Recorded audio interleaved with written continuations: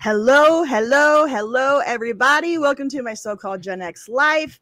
This is the Member Berries live stream for Friday night. We're starting a little bit early because we have a guest. Hello, Jay. How is it going? Oh, it's going very, very well. Very, very excited. Awesome. Good deal. So for those of you that don't know, our special guest tonight is Jay from JayFlex, the YouTube channel. He is a Gen Z YouTuber that likes to react to stuff from the Gen X life, from the 70s, 80s, and 90s and things like that. So he's going to hang out with us tonight. We're going to show him all kinds of cool things that we love from our childhood, like that video I just played in the open. We all know that's the HBO feature presentation video. And I was trying to tell Jay before we started what a big deal that video, that sound, those sounds and that visual is like such a part of my, when that sound came on, you knew it was time for a movie. You knew it was time to sit down and watch a movie with your family. And it was just like a big deal. So it's kind of become the opening of the show. So anyway, I hope you can see the chat. We got a lot of people in there already. Yeah. Good deal. So the way we're going to do it tonight is we're going to show Jay some of our favorite stuff about growing up in the 70s, 80s, and 90s. He might have some stuff to watch too. I'm not quite sure. We'll find out. If there's something that you guys want him to watch, want us to watch together, put it in the chat. We will prioritize member requests from channel members and super chats as well. So that's how we're going to prioritize the night. I know we're starting a little bit early here, so we probably don't have everybody here yet, but we're going to go for a while. Hopefully you're in for a couple of hours, Jay. I've got time today. I'm ready to get deep into the. All right, good deal. Good deal. There's times where we'll go 3, 4, sometimes 5 hours. I get a little carried away sometimes, but we won't do that. I don't think we're going to do that tonight. But yeah, we're gonna have a good time. I have a lot of fun stuff to show you and to talk about. So before we get started, I'd love for you to tell my viewers here that we got a little bit about you and your channel and kind of what you got going on and yeah, what you're doing over there. Yeah. So as you guys probably see on the screen, I go by the name of JayFlex. But you guys can refer to me as Jay. Either or is fine with me. Yes, I have a YouTube channel where I go over what I like to. I basically say it's my journey. I document my journey of curiosity, and I've done quite a. I've gone into so many different types of rabbit holes because I'm just a curious guy in general. And as of the last couple of months, I've been getting really stuck into stuff from the past, or as you guys like to say, the good old days. And for me, it's funny because for you guys the good old days, and for me it's like a history lesson because I wasn't born. That's a really big mind meld for people my age, just so you know, because it's like we lived through it, and for you guys it's history. That's a great way to put it. Literally, like I generally don't have experience of life before the internet. Right. That makes sense. Put it like that. So yeah, I mean, and that's kind of so I've been doing quite a lot of that, going back to the past, like the 70s, 80s, especially checking out what was going on. And on my channel you'll see that I've done quite a few videos just looking into that kind of stuff, and I'm sure a lot of you guys that are on here would probably see stuff that I react to on my channel. I'm like, you'll see the way I interact with it, and it's cool for me as well because most of this stuff, 99% of this stuff I've never seen before, so I'm just unraveling that. That's what's so crazy about it. Stuff that seems so just normal and just part of our lives just seems like something that's new for you, and it's a really interesting dynamic. I love that so much. Yeah, like for somebody my age, I'm part of a. I don't know if you know this or not. So that the generations are you go baby boomers, you Gen X, millennials, and then Gen Z. And those are kind of the general generations that we have post World War II. But there is a small micro generation made up of the youngest Gen Xers and the oldest millennials. So those of us that were born in the late 70s and the early 80s. And they're called Zennials. So they're a mix of Gen X and millennial, okay? And that's who I'm a Zennial and a Gen Xer. So I was born in 1977, and so my group of people, our little micro generation, we were the last ones to grow up in an analog world with no internet. So we had no internet or no digital anything growing up.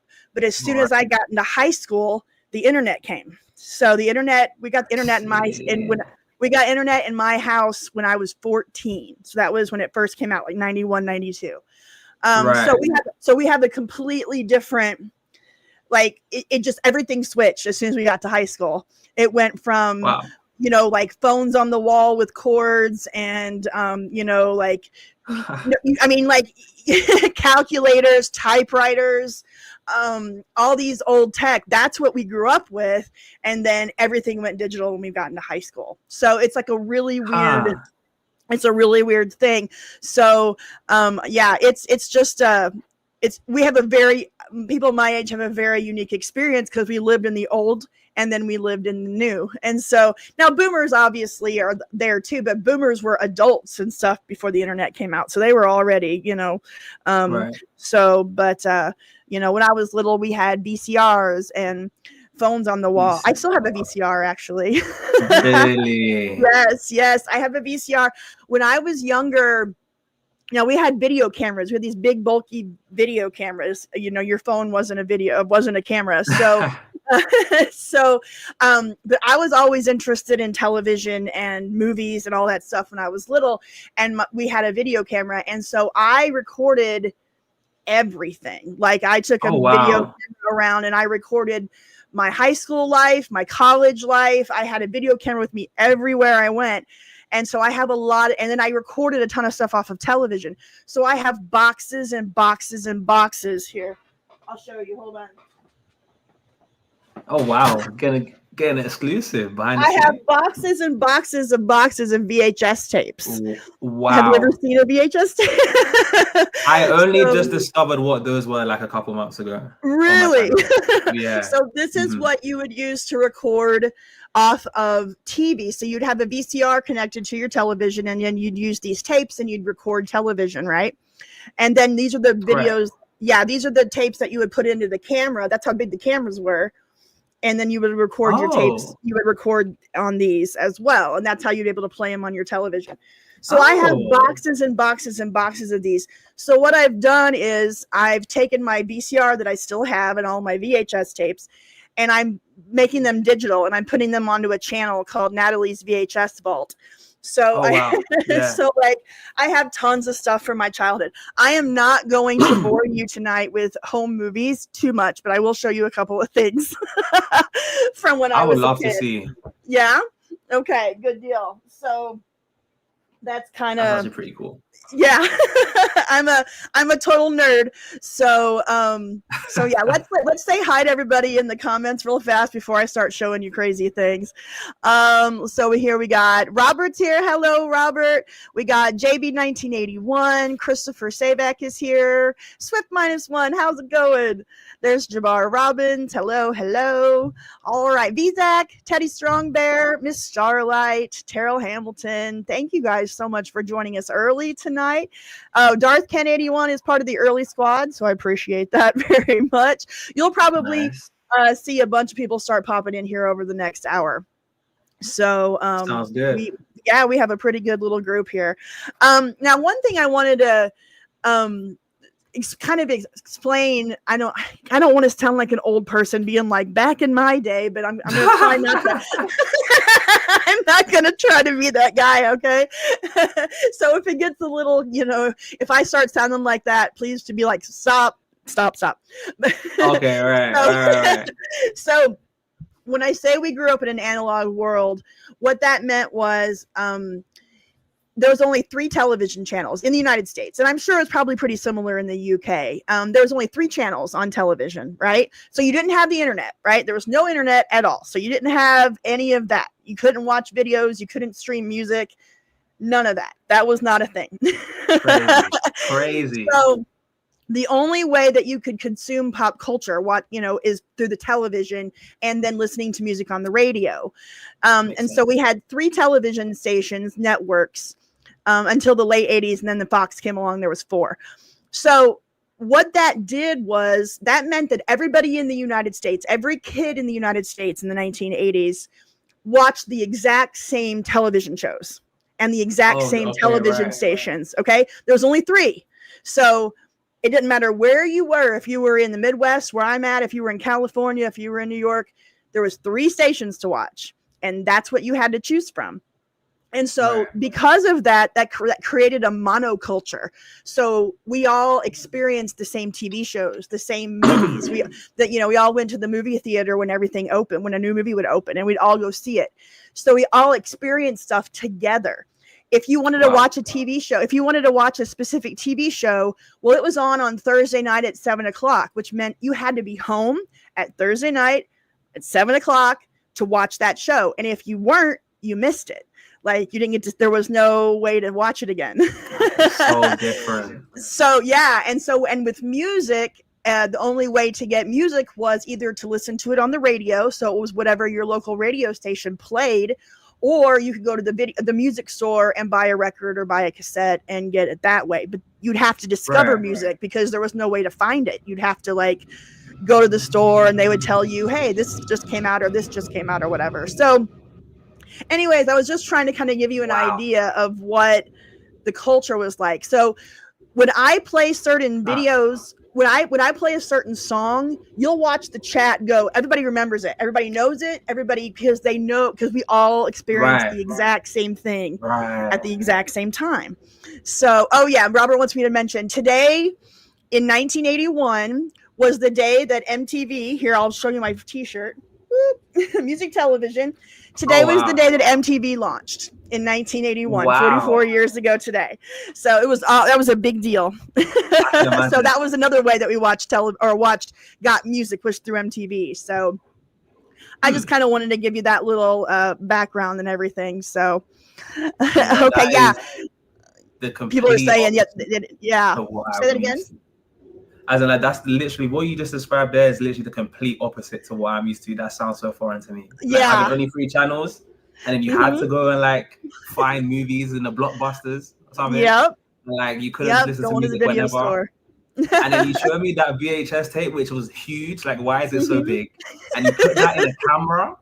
Yep. I can't. Yep. That's crazy to even imagine. Wow. Oh man. Yeah, it's a crazy, crazy time. So I'm going to show you a couple of things from, I'll show them the MTV launch with the rocket and the astronaut. I'll show them that, guys. I promise. We're going to start off with a couple of things from my childhood, some of my home movies. So, so you can see how crazy I was when I was in high school and college. This is going to be, this is going to be kind of fun. So, well, here, first of all, my high school had a television station, and so I ran the television station when I was there. It started my freshman year, and so I ran it all 4 years. So I created TV shows for my high school, and this is the sports show that we did for my high school. Let me find it. Okay, so this is me in This is me in 1993. And I'm Natalies VHS. This week we'll start off with the first wrestling match of the winter sports season.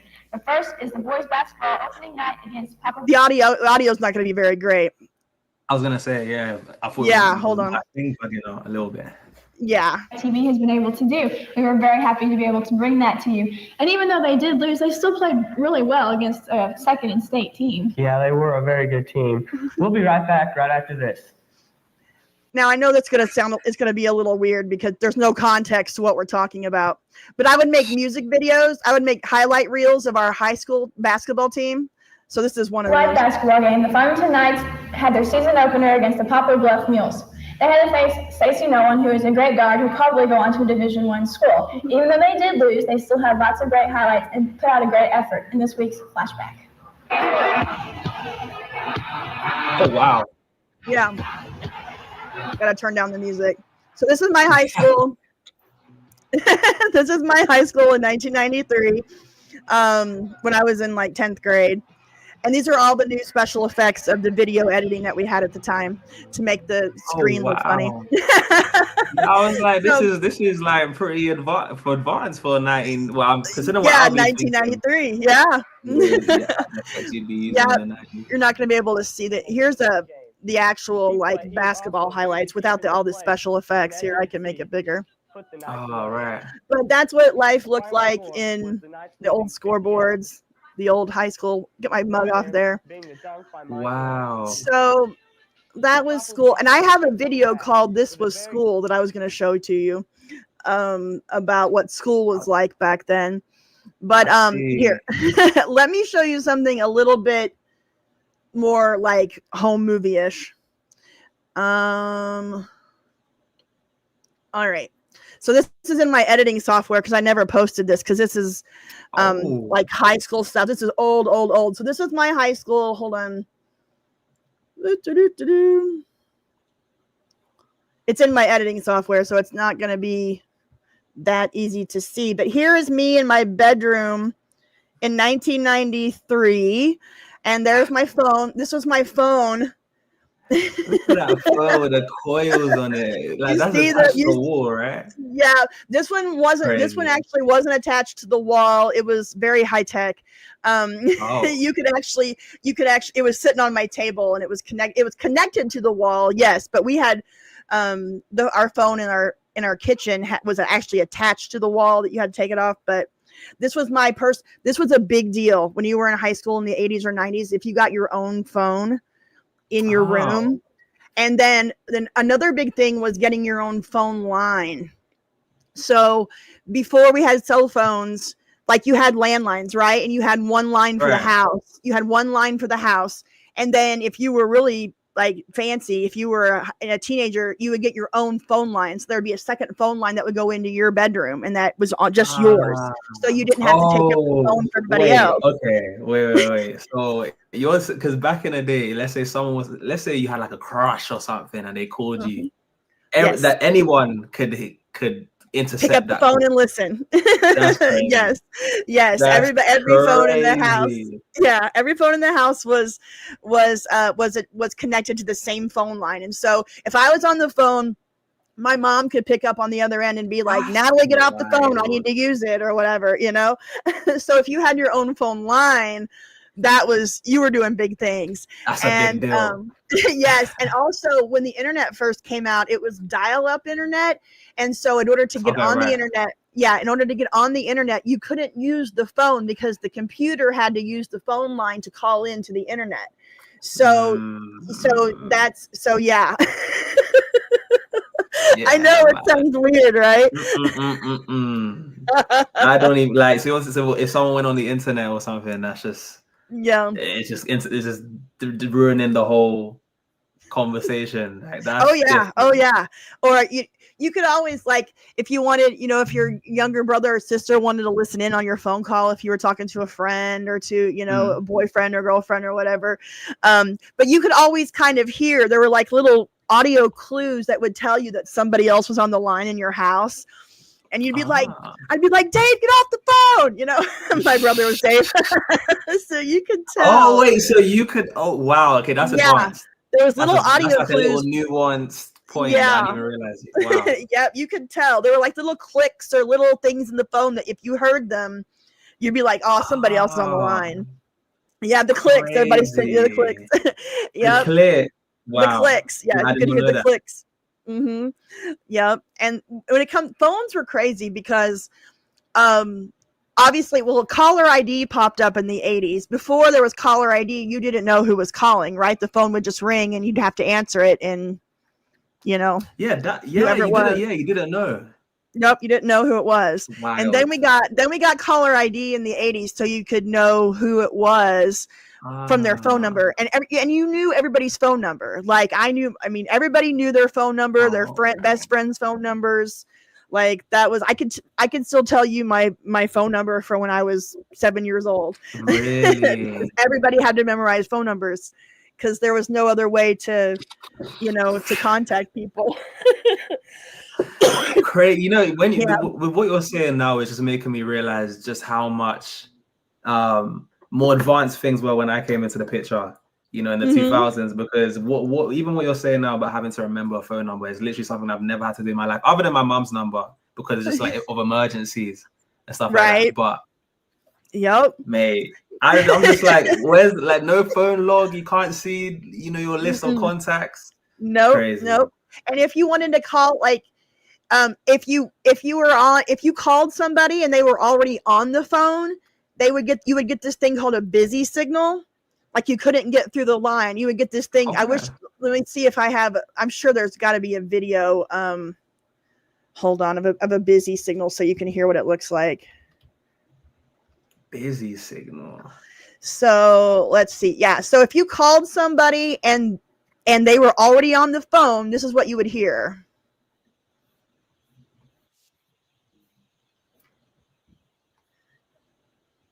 Can you hear that? Hold on. I didn't hear that. Okay, hold on. We'll try it one more time.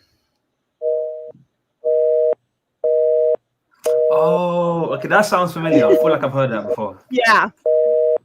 So that was a busy signal. So yeah, so you'd have to just keep trying and keep trying and there was no way to leave a message. There was no way to, you know, you just have to keep trying and trying. Wow. Busy. Yeah, here we go. So yeah. And this video's got like 140,000 views plus. Yeah. Like, people, the 4-second busy signal. Everybody just knows that signal. That's so funny. Absolutely. Yeah. And then if somebody would call and then you wouldn't get to the phone in time, like it would, you know, ring 5 or 6 times and then you wouldn't get to the phone in time, you wouldn't know who it was, or, you know, there'd be no way to call them back. We got answering machines in the early to mid 80s. So people could start leaving messages on answering machines that were these big old machines that had cassette tapes in them. And then you could record a message. I know. Yep.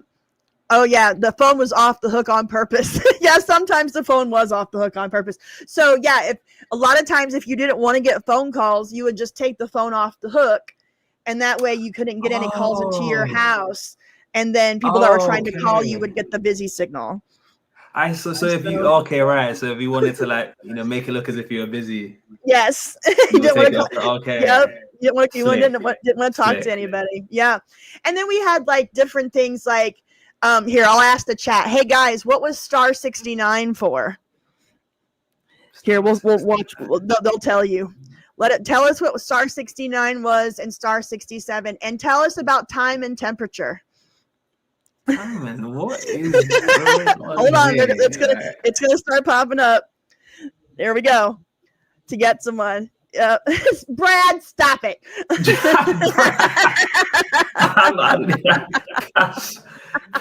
He's being naughty. All right. I mean, low key, my brain kind of, because it's I was kind of thinking it was gonna be something along those lines, low key. Yeah. So unless it isn't.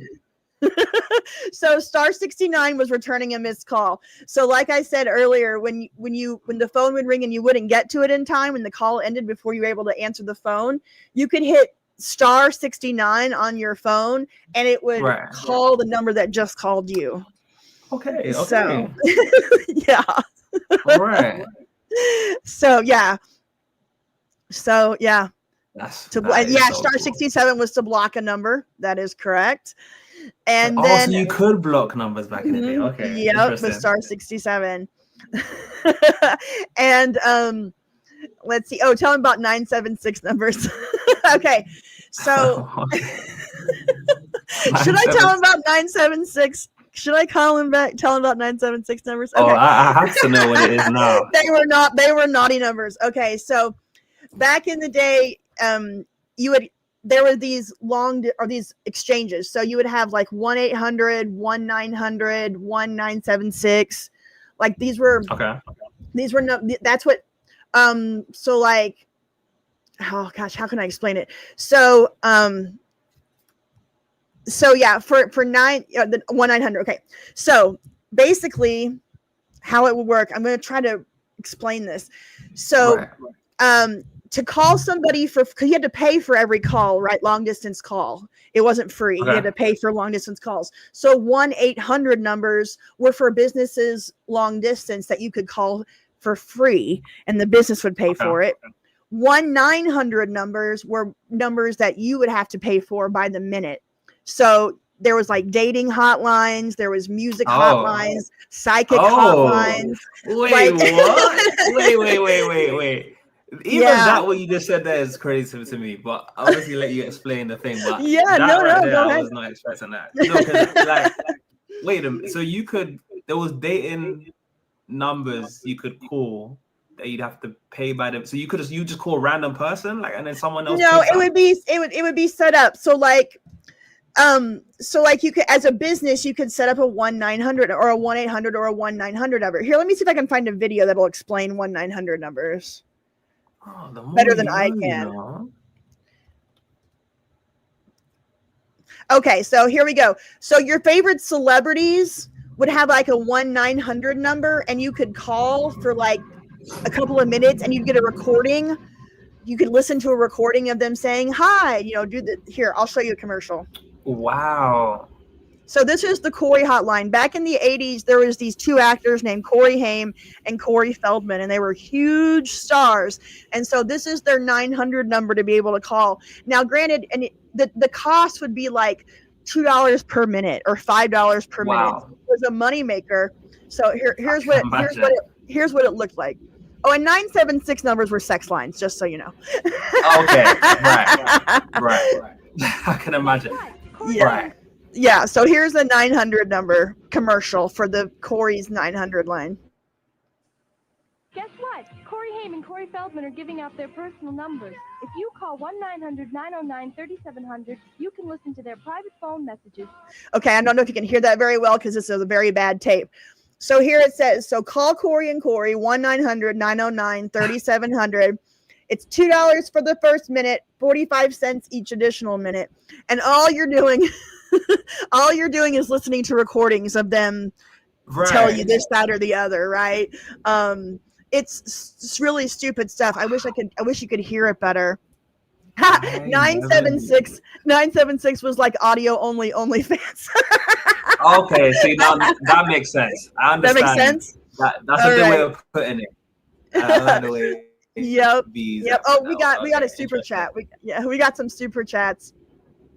Hey, Maya, new member. Thank you so much for joining the channel. We got $2 from Jabbar Robbins. The party in my dreams live on Club MTV.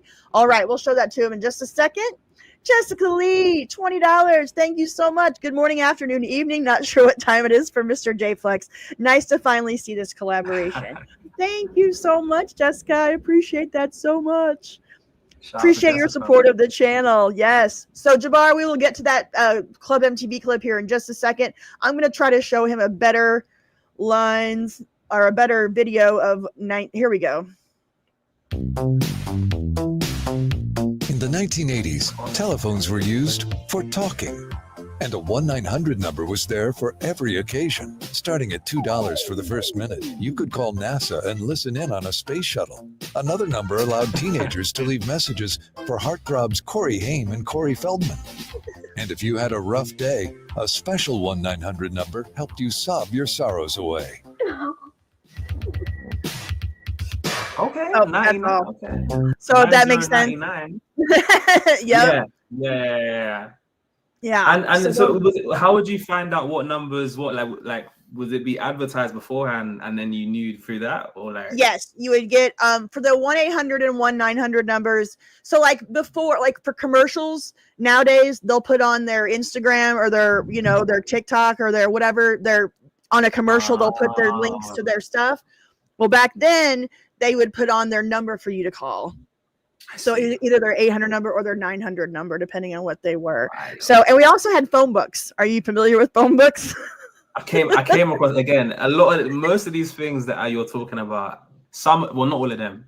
I didn't know anything about this phone line stuff. Yeah. But like the yellow page book, stuff like that. Mm-hmm. I only recently discovered that again, like a couple months ago. Okay. All right. Yeah. So yeah, yellow pages. Yellow pages were the business pages.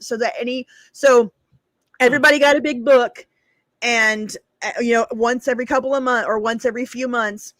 And you get this big old thick book, and the yellow pages were the business numbers, and they were all alphabetical order by the name of the business in order for you to call the business. And then in the white pages were all your personal numbers.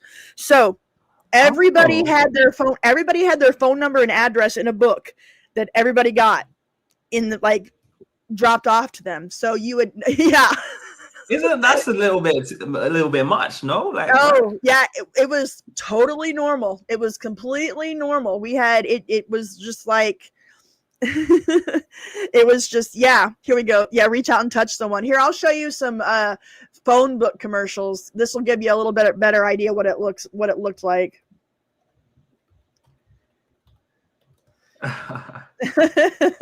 So this is from 1986.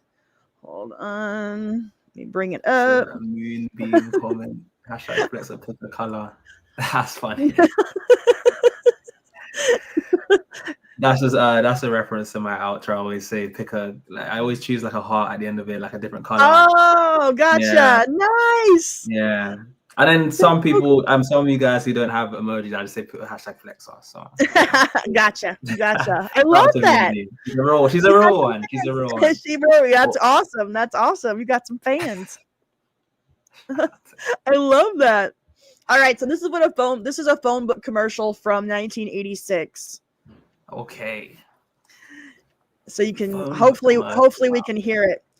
So yeah, the mailman would either have delivery drivers from the phone company, or they would hire delivery drivers, or the mailman would bring it to you, and everybody got a book. So everybody in your town would have a book filled with everybody's phone number and everybody's address. Yeah, that's and it was just completely normal. It was just completely normal. Wow. Nice outfits, but I'd wear the audio on these are so bad. Let's find a different one.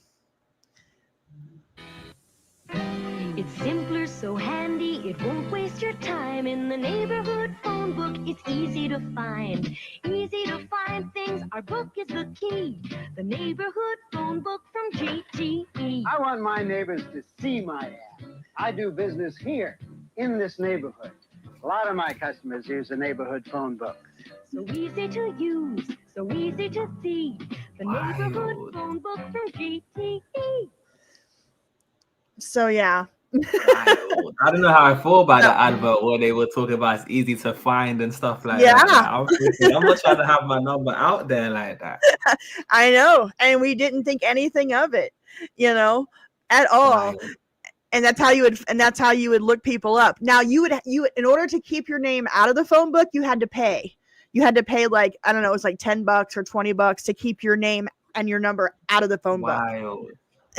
Yeah. One time payment, or is like a monthly thing?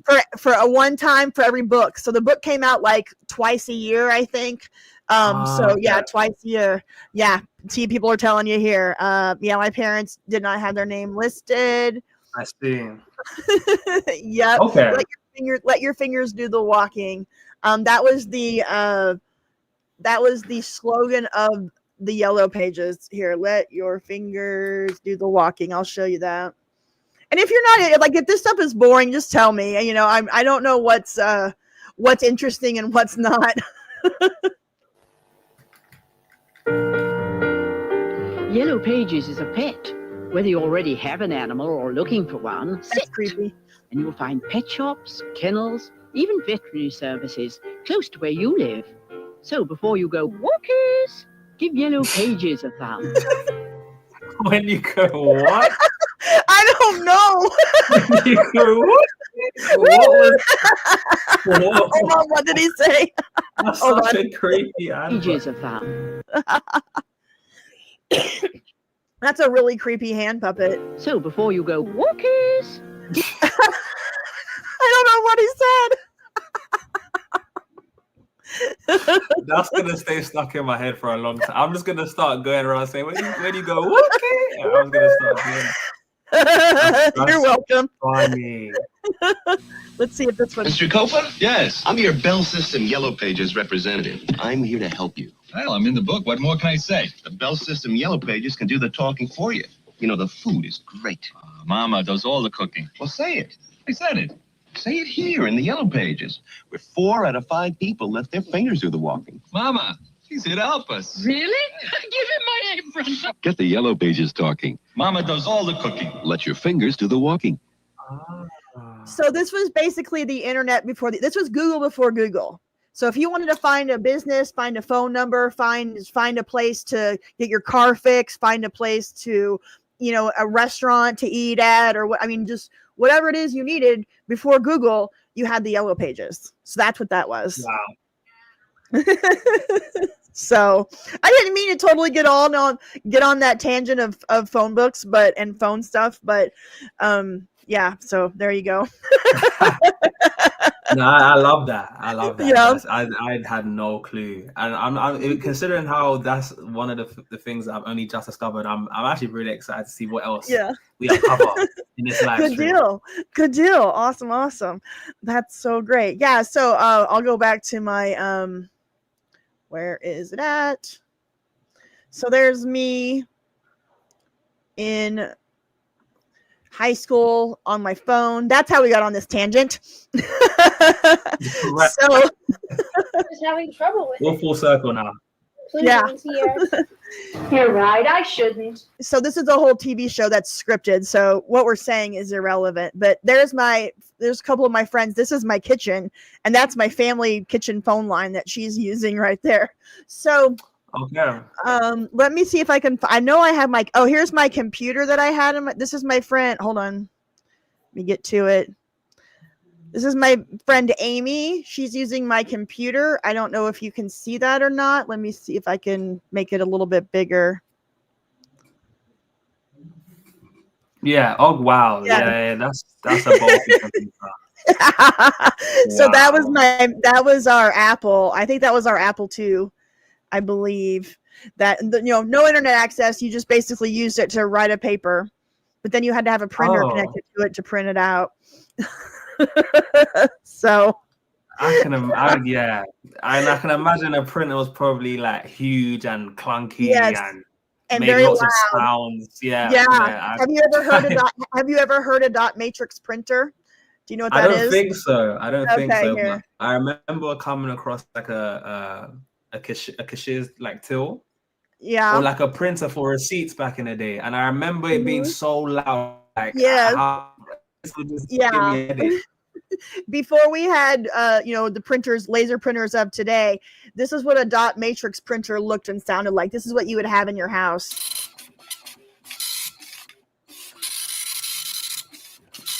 Oh wow.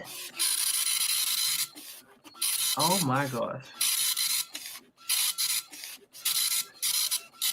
So you would have How long would that take? A long time. A long time. I'll be asleep by the time that's finished. Yeah. Like. Oh yeah. When I first got the internet in the early 90s, it would take like 4 to 6 hours to download a picture, like just a regular photo. Yeah, hours. Yeah, hours. I learned to type in high school. My freshman year, I learned to type on a typewriter. We didn't even have computers yet. But these dot matrix printers had special paper. You can see on the left and the right of the paper, there's holes in them. Oh, okay. So it was a special ream of paper that you had to buy because those holes would hook onto the guide print underneath the printer, and that's what it would feed it through. And if that got knocked off, it was a whole I can imagine. Mess. I can imagine. People will tell you I find those sounds soothing. Yeah, these sounds were just such a big part of our life. Have you heard the dial-up internet sound? I think I have. I have. And that's so obnoxious. I don't even know. I can't. At least to me, and this was the first time I came across it. I'm sure for you guys, this was like. Oh yeah, this was just like, this is how you knew you connected to the internet. It was a sound you waited for. Really? Otherwise. So that's the computer using your phone line to dial to the internet, right? So if you can hear that. Okay. Yeah, it literally sounds like someone dialing. Yes, it does, because you are literally the computer's literally dialing a phone number. Now, if you didn't get through, you would get a busy signal, but if you connected to the internet, you would get this sound. Oh, okay. You know the exact sound? Oh yeah. Wow. Yep. That's what you had to, and once you heard that, you knew you were connected. Right. That's the sound that gave you guys like joy. And to me, that's like, please make it stop. Right. Yep. Let's see what everybody's saying here. Let's see. Took you hours to download big files. Yep. The greatest sound of all time. See, I told you, we love the internet mating call. Yes. That's funny. Yep, I love that sound. Yeah, it's just one of those things that we all experienced, because that's what it sounded like.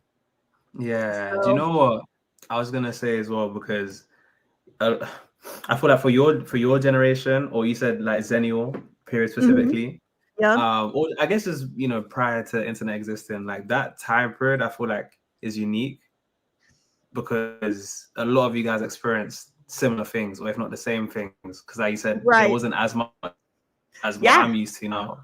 Right. So that's what really saddens me about your generation's cultural experiences, because everything is so fragmented and niched down that everybody has their own little personal bubble of music, of TV shows, of movies, or whatever it is that they consume, TikTok videos or whatever.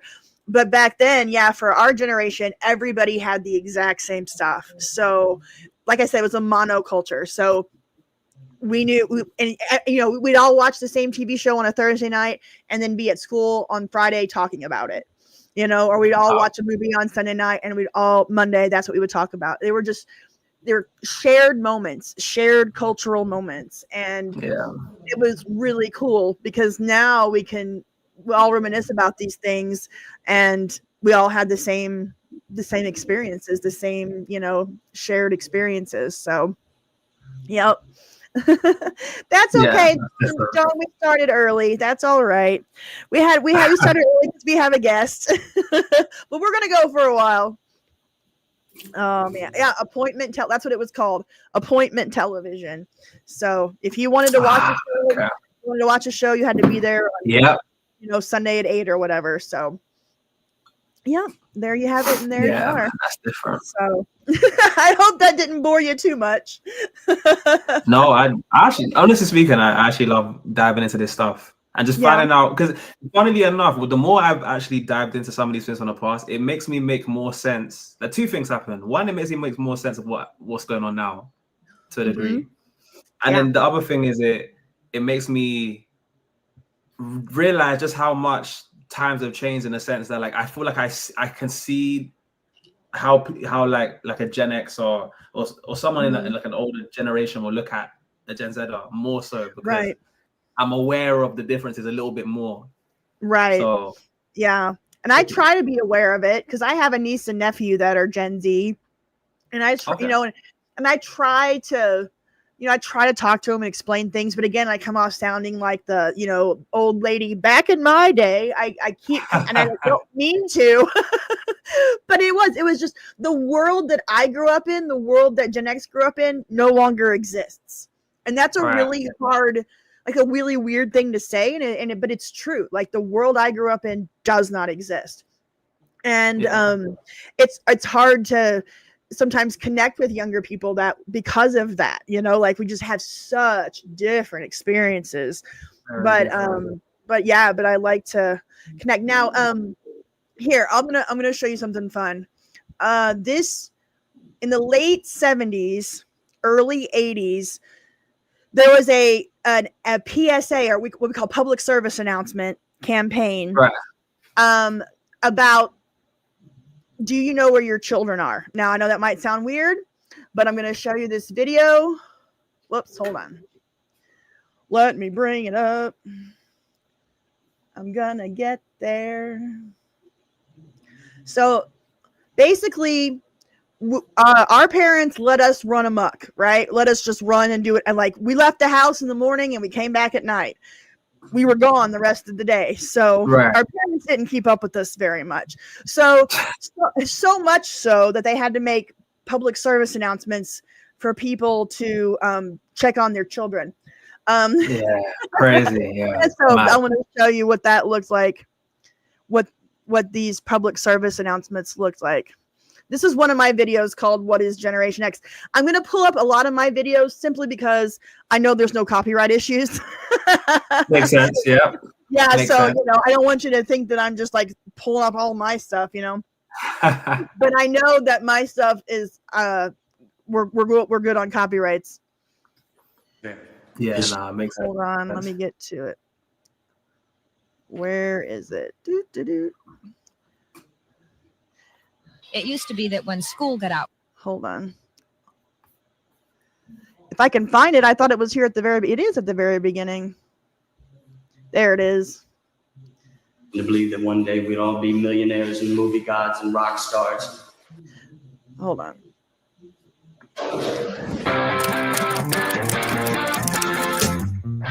It's 10 p.m. Do you know where your children are? It's 10 p.m. That's a question. It's 10 p.m. Do you know where your children Sammy are? Davis. It's 10 p.m. Do you know where your children are? This is what would play before the news, the 10 o'clock news. like every day? Every night. Yes. Oh gosh. Yeah, man. Not today. Not in our generation, man. If I was out, yeah. Yep. And it's funny because I have Gen X parents that wouldn't let me do that. Right. Well, that's at least the when I was thing. my age. A lot of Gen Xers turned into like the biggest helicopter micromanaging parents. They like swung the other way because they were allowed to just do whatever they wanted. So I'm trying to. I was like, even sometimes when I look back in the past, so even some of my subscribers are telling me just like how they would just be able to go out like on their bikes and stuff, like to God knows where. I didn't even have like the internet or like GPS, like Google Maps. So it's like no, not at all. You could easily just get lost, and you couldn't really call like that unless you went to like a payphone or whatever you guys right. call. Ooh, speaking of payphone, I got a video of myself using a payphone back in 1998. I'm going to show you that. I'm going to show you that. But yeah, I can't believe that. Yeah, and then at 2 o'clock in the morning, or around 2 o'clock in the morning, the TV would shut off, and there was no TV to watch. It would end for the night. Oh, and it wouldn't start up again until like 6 a.m. You know what? When I was really, really young, so I remember when I was like 4 or 5, I remember there were some programs, but this is when I still used to watch like TV. I stopped watching TV from like 8 to 10. I wasn't watching TV at that point. I mean, it was just like all YouTube and stuff. But it's to say like, I remember there was like at like 7 or 8 p.m. for the kids shows would stop. So that's like the closest experience I have to kind of. Right. Yeah, this is, I'll show you what it looked like. Let's see, TV sign off. 1980s. This is what I love about YouTube is that people kept all of this stuff and put it on YouTube. So at 2 o'clock, the TV would sign off and it would play the national anthem, and then it would go fuzzy. So when TV was done for the day, this is what it would look like. This is KAET Channel 8 in Phoenix, Arizona. We're about to end another day of broadcasting. Thank you for watching. We hope you've enjoyed the programming. KAET is licensed to the Arizona Board of Regents and is authorized to broadcast by the Federal Communications Commission with an effective radiated video power of 316 kilowatts and a sound power of 47 kilowatts. Okay, interesting. And now from all of us at Channel 8, this is Jeff Hogwood saying good night. We now conclude our regular programming of entertainment, news, and information for the people of the Great Northwest from KATU and ABC Television. KATU is owned and operated by... So yeah, it would just be the station sign off, and then most would play the national anthem. Oh, that's from my home area. Right.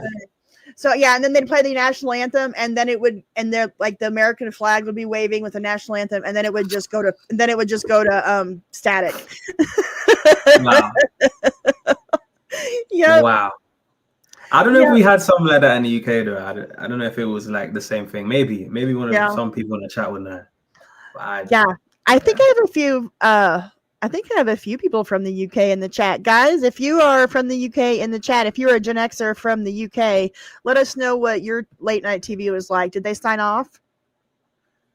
Because I can't imagine. I mean, if they did play the British national anthem after that would have been funny. Like they just all had their own, every country to play their own version of the national anthem. God Save the Queen, they would have probably played that. Rest in peace to the Queen now, obviously. Yeah, but, exactly. You're right. At the time, it would have been, definitely. Yep. Oh man. Let's see. Oh yeah, I was gonna show you me in a phone booth in 1998. Let's see here. And if there's again, and I did have a super chat. Jabbar, I promise we're gonna get to that here in just a second. Let's go back to my.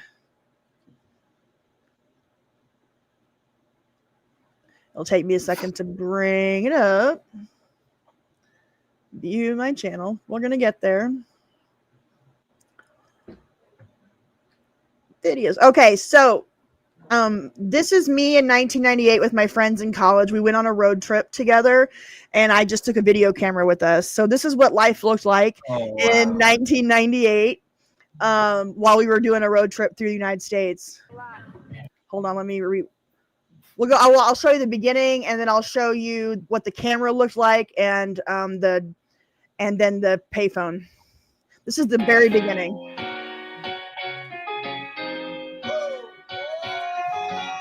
Oh, you got some edits on this. Okay. Yep. Nice, cookie guess. This is before our trip to Omaha. We're at the. That's me.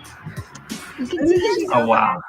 Use a do-rag over the hair. But the do-rag on that. And Anne's inside paying because we have no money. See if we can close up in on it. I don't think she's right there. This is a really cool intro, by the way. Oh, thank you. I like what you did with the music and everything. Yeah. Anyway, she said there were these people. So that's me. Parked right over there, but you can't see them. Right. I'm gassing up my 1994 Chevy Corsica, which you can't really see very well. So, let me show you some. I'll show you the gas prices. I don't know. I know gas prices are a little bit different in the UK than they are here in the United States. But right here, you can see you can barely see in the background that gas is 99 cents a gallon. Oh, okay. Wow. So you could put $20 in your car and drive for weeks with 99 cents a gallon. Here, this is me. I went to the University of Kansas, so we're stopping at a bookstore to get some stuff. And let me show you this is just driving through town, driving through different areas, but it's just back in 98. Look at those 1980s trees. They look the same. 1980s trees. We're jamming out to different music on here. Here we're ordering at a McDonald's. Hot shit. Don't even start with me. I'm driving.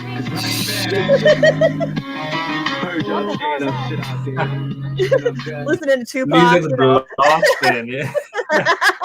With the D-Rag on the head is You love it? I wore do-rags all the time in college. Oh. Now we're back over here because I got my money all situated and everything, and now Natalie's listening to shitty music. This is not shitty music. Stop with your narration. You guys all have naps? All the music. Thank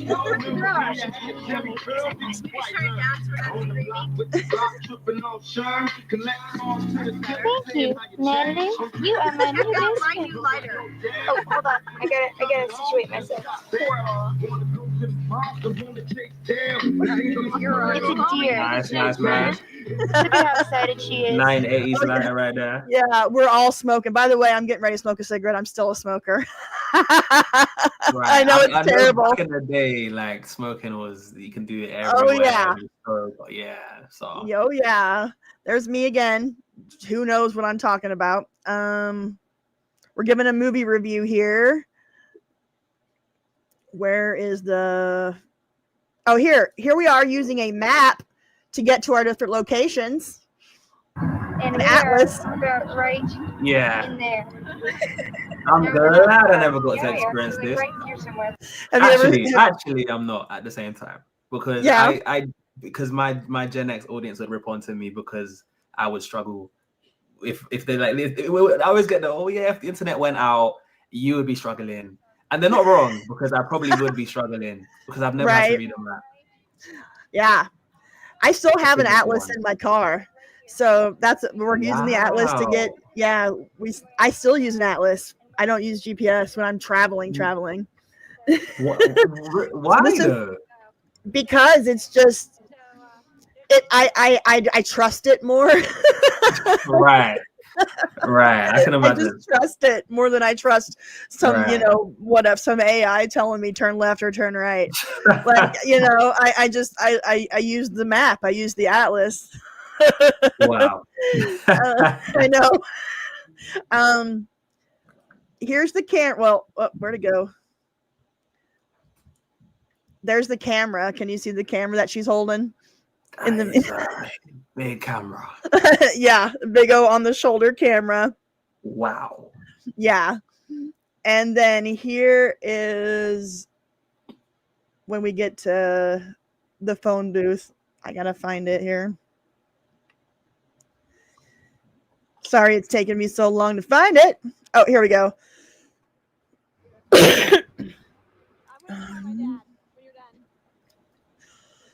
So we're just talking and using the phone. I want us to take our picture in front of here. We'll find somebody to take our picture. And I wasn't on. You gotta come back. Yeah. So that's what a phone booth looked like. Wow. I feel like I see those because in the UK there's we have red ones, a lot of red ones. Oh yeah. Okay. And I feel like I've never used one, but I feel like they never work. They don't work because I never see anybody use it. But this looks like when I do they still phone do they still have the blue police call boxes, Doctor Who style? You know what I'm talking about? That was a real thing, right? That was a real thing before, yeah. It would make sense though, because you would be able, I could see it, but I don't know. I haven't seen it personally. They were, for real though. The UK had the blue police call boxes. That's what was the conceit of Doctor Who being able to use it as a TARDIS. It's making sense now. The TARDIS is a telephone booth. It's a telephone booth. Yes. I only just realized that now. You're welcome. When I see thank you. When I see the TARDIS, I think of I didn't even think phone booth. I was just thinking this is some cube-looking thing, whatever that he goes inside and it's huge on the inside. Yeah, I didn't even register phone booth. Yeah, if you look on the outside of it, it says police call box. Like it's so he could put it down in anywhere in the UK and it would just blend into the scenery, so nobody would know it was a TARDIS. Yeah. That makes so much sense now. Wow. Okay. Yep. That makes sense. Yeah. Oh yeah, and then that's a good point, Chris. So Bill and Ted, I don't know if you've ever seen Bill and Ted's Excellent Adventure. It's a big 80s movie where they time travel and they use a phone booth to time travel, and they stole it from the TARDIS. So okay. Yeah. So I'll have to show you the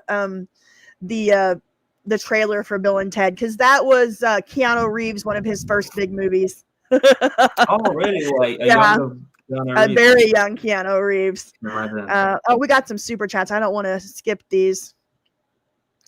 Jessica 20, thank you so much. This was hanging out in the 90s, just driving, didn't need a destination, you just went, talking, laughing. My husband and I will sometimes go for drives with no destination just to talk and chill. I miss those times. Thank you, Jessica. Yep, exactly right. That's what we would do. We would just get in the car and drive, and hopefully you would make it home. So it's all the fun, the thrill. Yeah, that was just, and nobody, I mean, we were on this road trip, right? So we were on this road trip miles away from, hundreds of miles away from home. We had no cell phones. We had nothing. We just got in the car and drove. And so, and you know, we're 18, 19 years. I'm 19 or 20 in this video. Wow. So, okay. So yeah. So if you had car trouble and broke down, if you didn't know where you were, if you were lost, if you know you you were on your own, you had to walk to the next town or walk to the next gas station or whatever. And that wasn't like scary for you. That was just like another. Yeah, let's just let's just go. I don't make it back, but you know. Exactly, we'll make it. Yeah. Do they still update the printed maps? $1.99 from Eclectic Deb. Thank you, Deb. Yes, they do. You can still get updated printed maps and atlases in most gas stations. You can order them from Rand McNally online on Amazon. So yes, you can still definitely get updated printed maps. I love how you just know exactly where, and you know that. Oh yeah. Yep. You can hop into a gas station here in the United States and get yourself local maps. Now, to get like a big atlas, updated atlas, you would have to get that online and have that ordered. So, but yeah, there you have it, and there you are. There's me when I was 20 years old. Wow. I know, right? It's weird. Yeah, me at that same age. Probably on my phone, playing games, or in my room doing something like watching videos. So, yep, it's a whole different world. Whole different world. Yeah, and it's pretty crazy. All right, I'm going to show this clip from that Jabbar wanted me to show you. The Party in My Dreams live on Club MTV. All right, so MTV was a big deal back in my day. This is how we would this is how we would you know, get introduced to new music, and everything was through MTV. That was the best place to do it. Music videos were a big deal. So in the early 90s, there was this show called Club MTV, and it came on right after school in the afternoon. And basically it was just a bunch of people dancing to music. And that's how you would learn about new music. Oh, okay. So this is called, yeah. As in, like they're filming them dancing to music like a club, literally like a club. Yeah. You're watching people dance to music in a club. Yes. There's a long history of that. Back in the 1950s, there was a show called American Bandstand that started, and it ran until the 80s.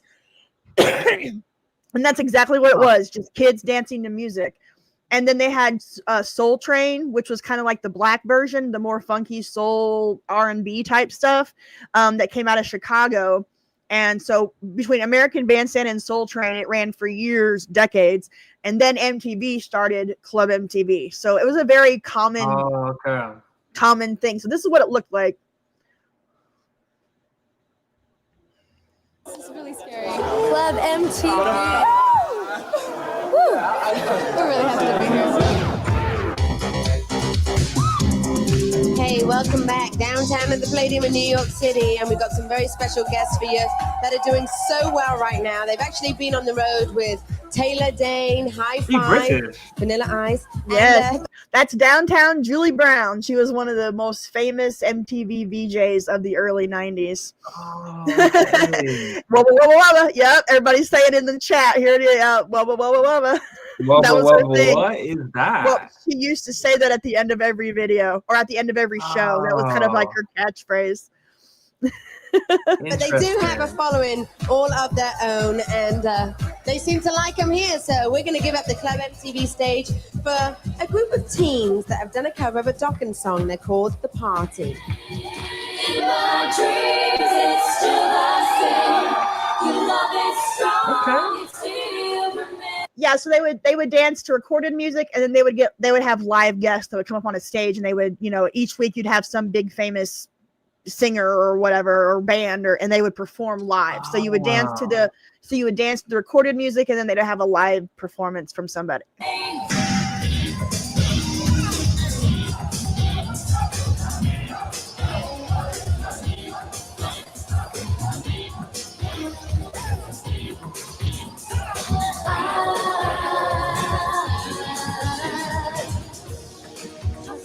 Turn all night in the sheets.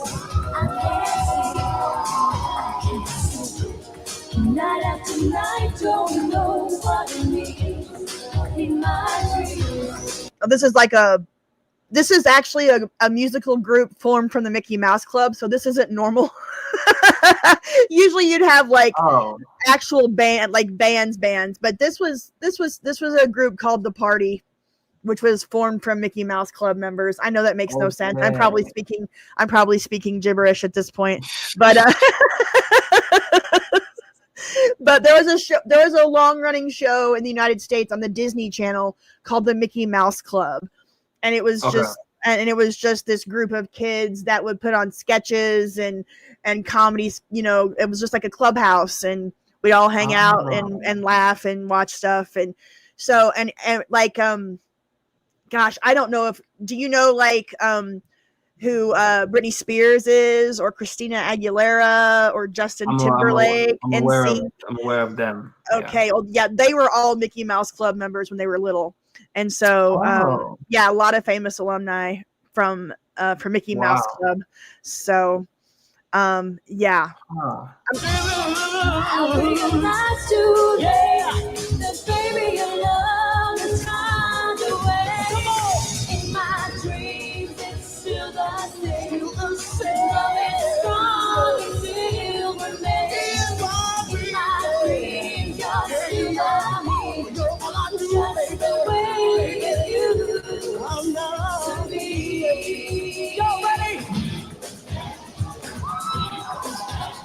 Yeah. Okay. All that early 90s dancing. Yeah.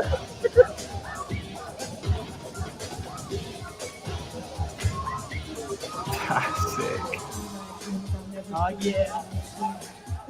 So like, you know, there was no social media, there was no way to hang out. How you hung out with your friends after school was to either watch the same TV show together, or you would all get together and go to a club in the evenings. Like if you were a high school or college student, we actually all hang out in the same place. Like they were called third party spaces, and so it was a place to go that wasn't school or wasn't home. It was a third place, right? Right. And so you would have clubs, you would have skating rinks, you would have arcades. You would have all kinds of different places for kids and teenagers and college students to go gather together in the same place. Hangouts. Yeah. Nice. Hangouts. Okay. Yep. So that's what yeah. So we would all hang out and party together in person. I can imagine, right? In person, yeah. I see what you just did there. Yeah, I can't believe I didn't say the mall. The mall was the biggest place to hang out. I've heard about the mall. You heard about the mall back in the day. Apparently, the mall back in the day was the place. Like was the place. Yes, I'll have to show you what a really great. I think you've watched some stuff from Vampire Robot. Yep. Yeah, they have really great stuff. They have a really great. Here's buying video games at the mall in 1995. So this kind of gives you an idea of what the mall kind of looked like. So you would just go into these stores. Like the mall had like clothing stores, music stores, video stores, arcades. And you would just, you know, in the food court, you'd have the food court where they have all the different restaurants. And you would just go to the mall and just stay there for hours and just go to different stores, go to the food court, and you'd hang out with your friends. And you would just, that's what you would do. That's how you spent your time. I can imagine this being like a cool place to meet new people, I guess. Make Yes. friends. Mm-hmm. Yep. That's how you did it, you know, and that's how you would meet up with people from other schools and you know, yeah, because you know you didn't have it was Amazon in a big building. That's a really great way to put it. That's a great way of putting it. That's a great way of putting it. I love how you guys are translating it for me. I appreciate that. I appreciate that. The bookstore. Yeah, we go to the bookstore. Oh yes, toy store. Absolutely. There was a store called Spencer's Gifts. And it was like this weird novelty gift store where it was like the place to go hang out when when I was younger. I know that I feel like I'm not making any sense, but it makes sense in my head. Right. Yeah, so the malls. Let me get a better. Oh, here's a KB toy store in the mall. Oh, this is 98, so this is a little bit. So this is what the toy store looks like. So you would just go in and just walk around for, you know, forever. Just looking for different toys that came out. And so you would so we had Saturday morning cartoons. So every Saturday they had kids cartoons on all the networks. Oh, okay. And so we'd all watch cartoons. And then in those cartoons, they would have all of these different commercials for all these different toys, all these different like cereals and things to eat, drinks, snacks.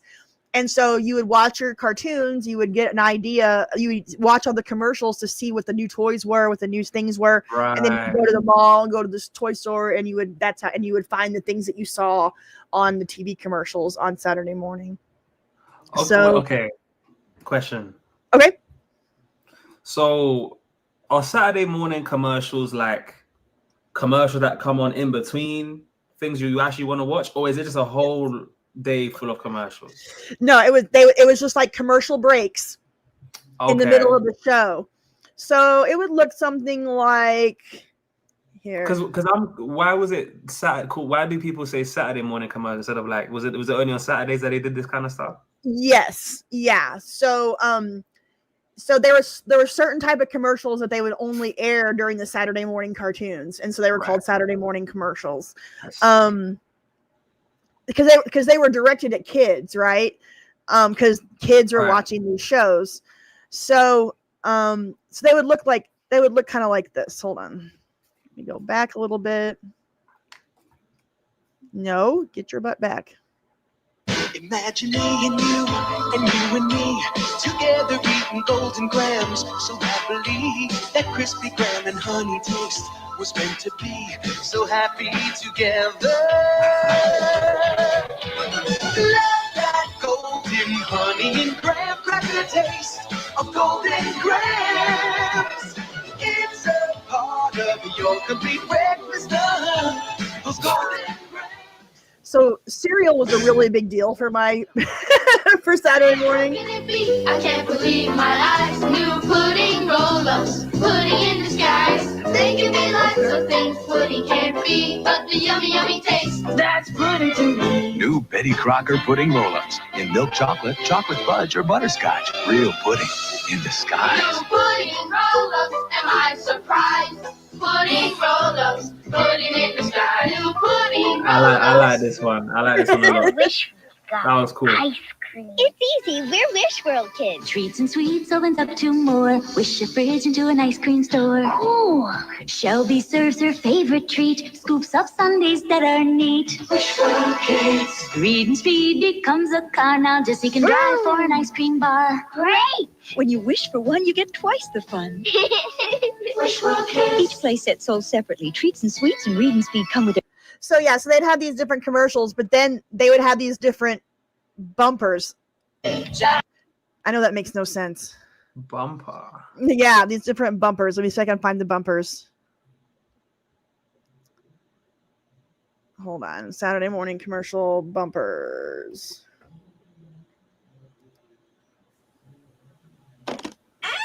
After these messages, we'll be right back. After these messages, we'll be right back. Oh, okay. So it would tell you that a commercial is getting ready to come on. So the show would stop and it would go, after these messages, we'll be right back. And then they would show you all the commercials. Oh, I'll show him Schoolhouse Rock. Give me just a second. After these messages, we'll be right back. All right. Yeah. There's some better ones, but whoa. So this was a big cartoon from Saturday morning. It's called Alvin and the Chipmunks. Hi, this is Alvin. If you think I'm great here, I'm absolutely brilliant later on. Oh, brother. I'm telling you, we all know all the words. Nice. And then it goes, and then after the opening, Alvin and the Chipmunks will return after these messages. Huh. And then it'll go to commercials. Right. Was it you just get here special, yeah?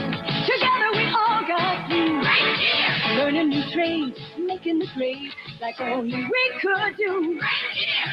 Acting so weird, reaching so high, hitting the books with a big nice guy. Seeing the years pass before our eyes, it's a good time. For the great taste of McDonald's. See you next year. So, yeah, you know all the lyrics, I can imagine. Oh yeah, we all do. So that was what Saturday morning was like. They knew we were at home. They knew we were watching TV, and they knew we were watching these. There's only so many shows we could watch, and then they would market it to us with the commercials and everything. So there you go. There you have it, and there you are. I know I'm just kind of randomly going places here. No, this is good. This is literally me on my YouTube channel. Like, okay. I'll be in a random rabbit hole. Like, yeah. I don't know how I got here. Absolutely. Let's see here. I had so many things planned, and now I'm trying to figure out how to show you what I was going to show you. As in like certain videos and stuff? Yeah, I wanted to kind of show you a couple of the videos that I had. I'm not going to sit here and make you watch the whole thing, but so this was a video I made called This Was School, or what school was like in the 80s and 90s. And kind of give you an idea of what. So this is my high school. The opening scene is my high school, a pep rally at my high school, my senior year. So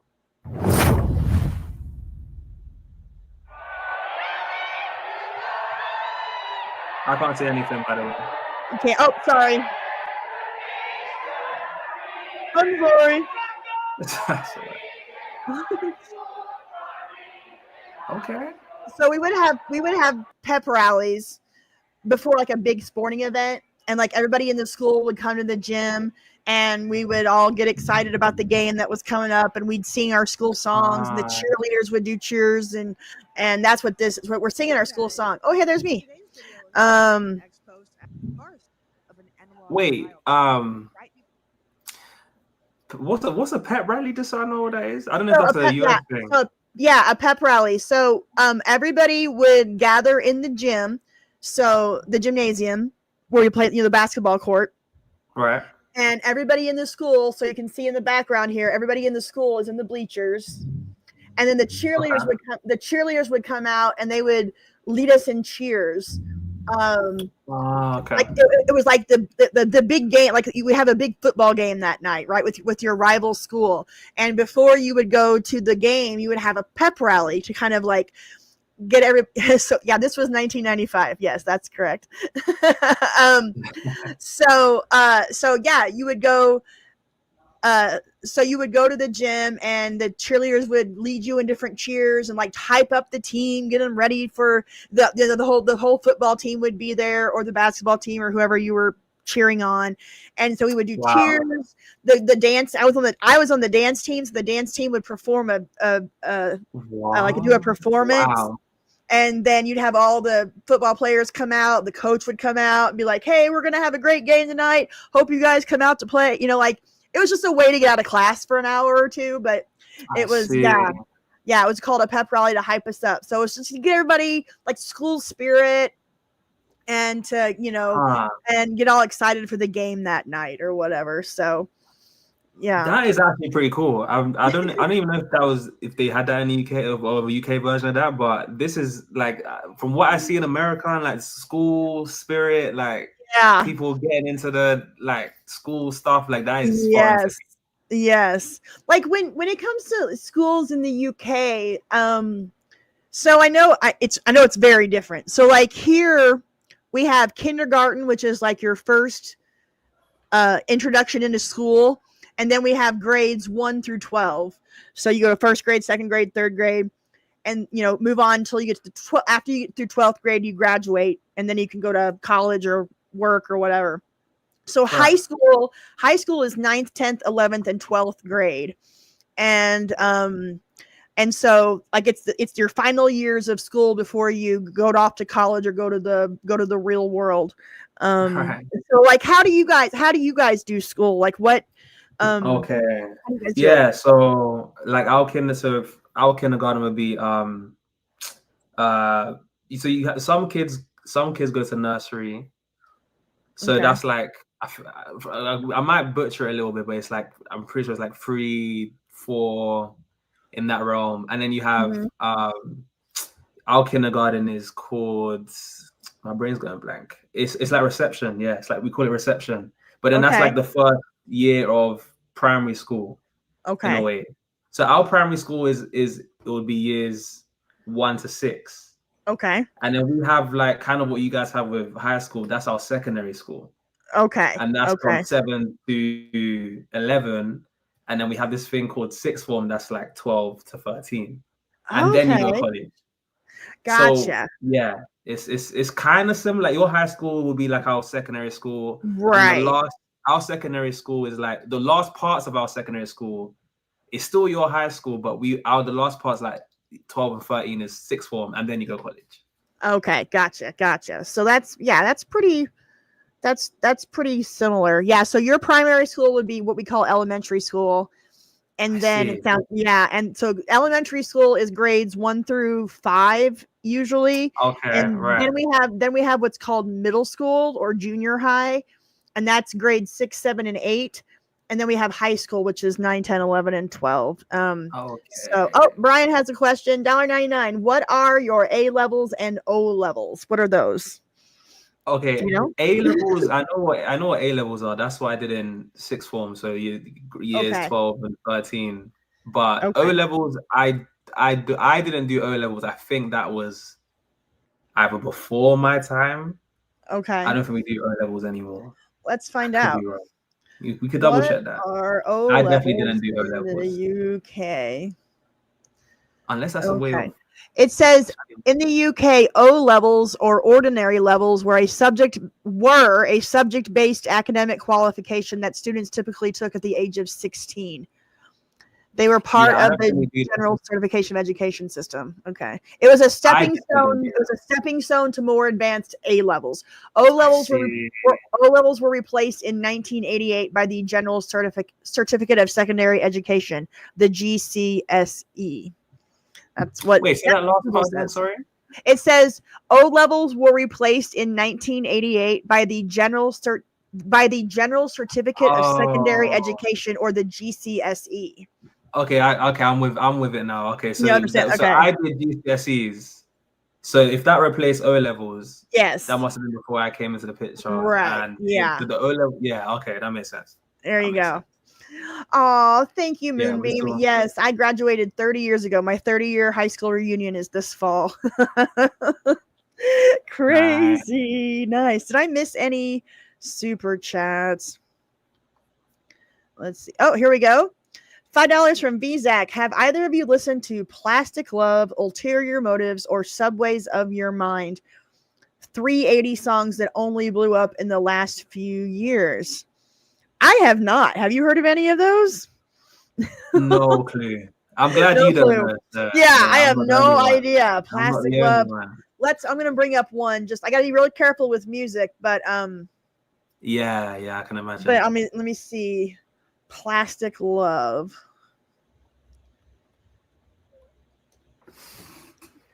Because I'm not sure. Oh, it's from Japan. Oh, that's why I wouldn't know. Okay. I see. A ton about like Japanese stuff or Korean stuff. Like that is way out of my wheelhouse. That's something that I need to dive into. Yeah. It sounded nice though. I liked it. It sounded It did. groovy. It sounded very nice. $2 to our show. I'll show Jay all the intros, the Mickey Mouse Club 50s, 70s, 90s.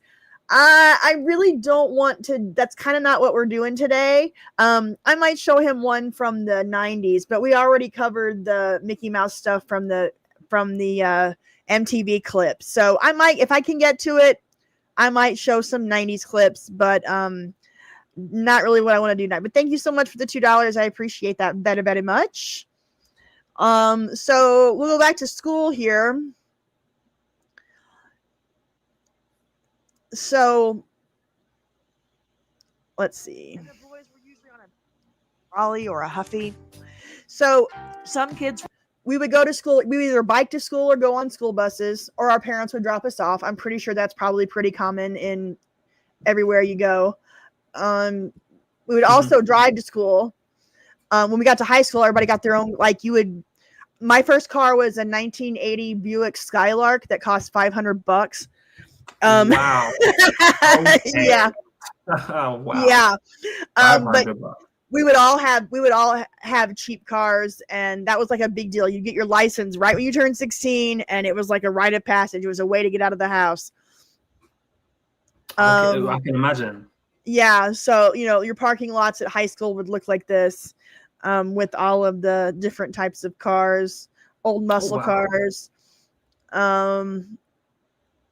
What our school teachers looked like, yeah. They were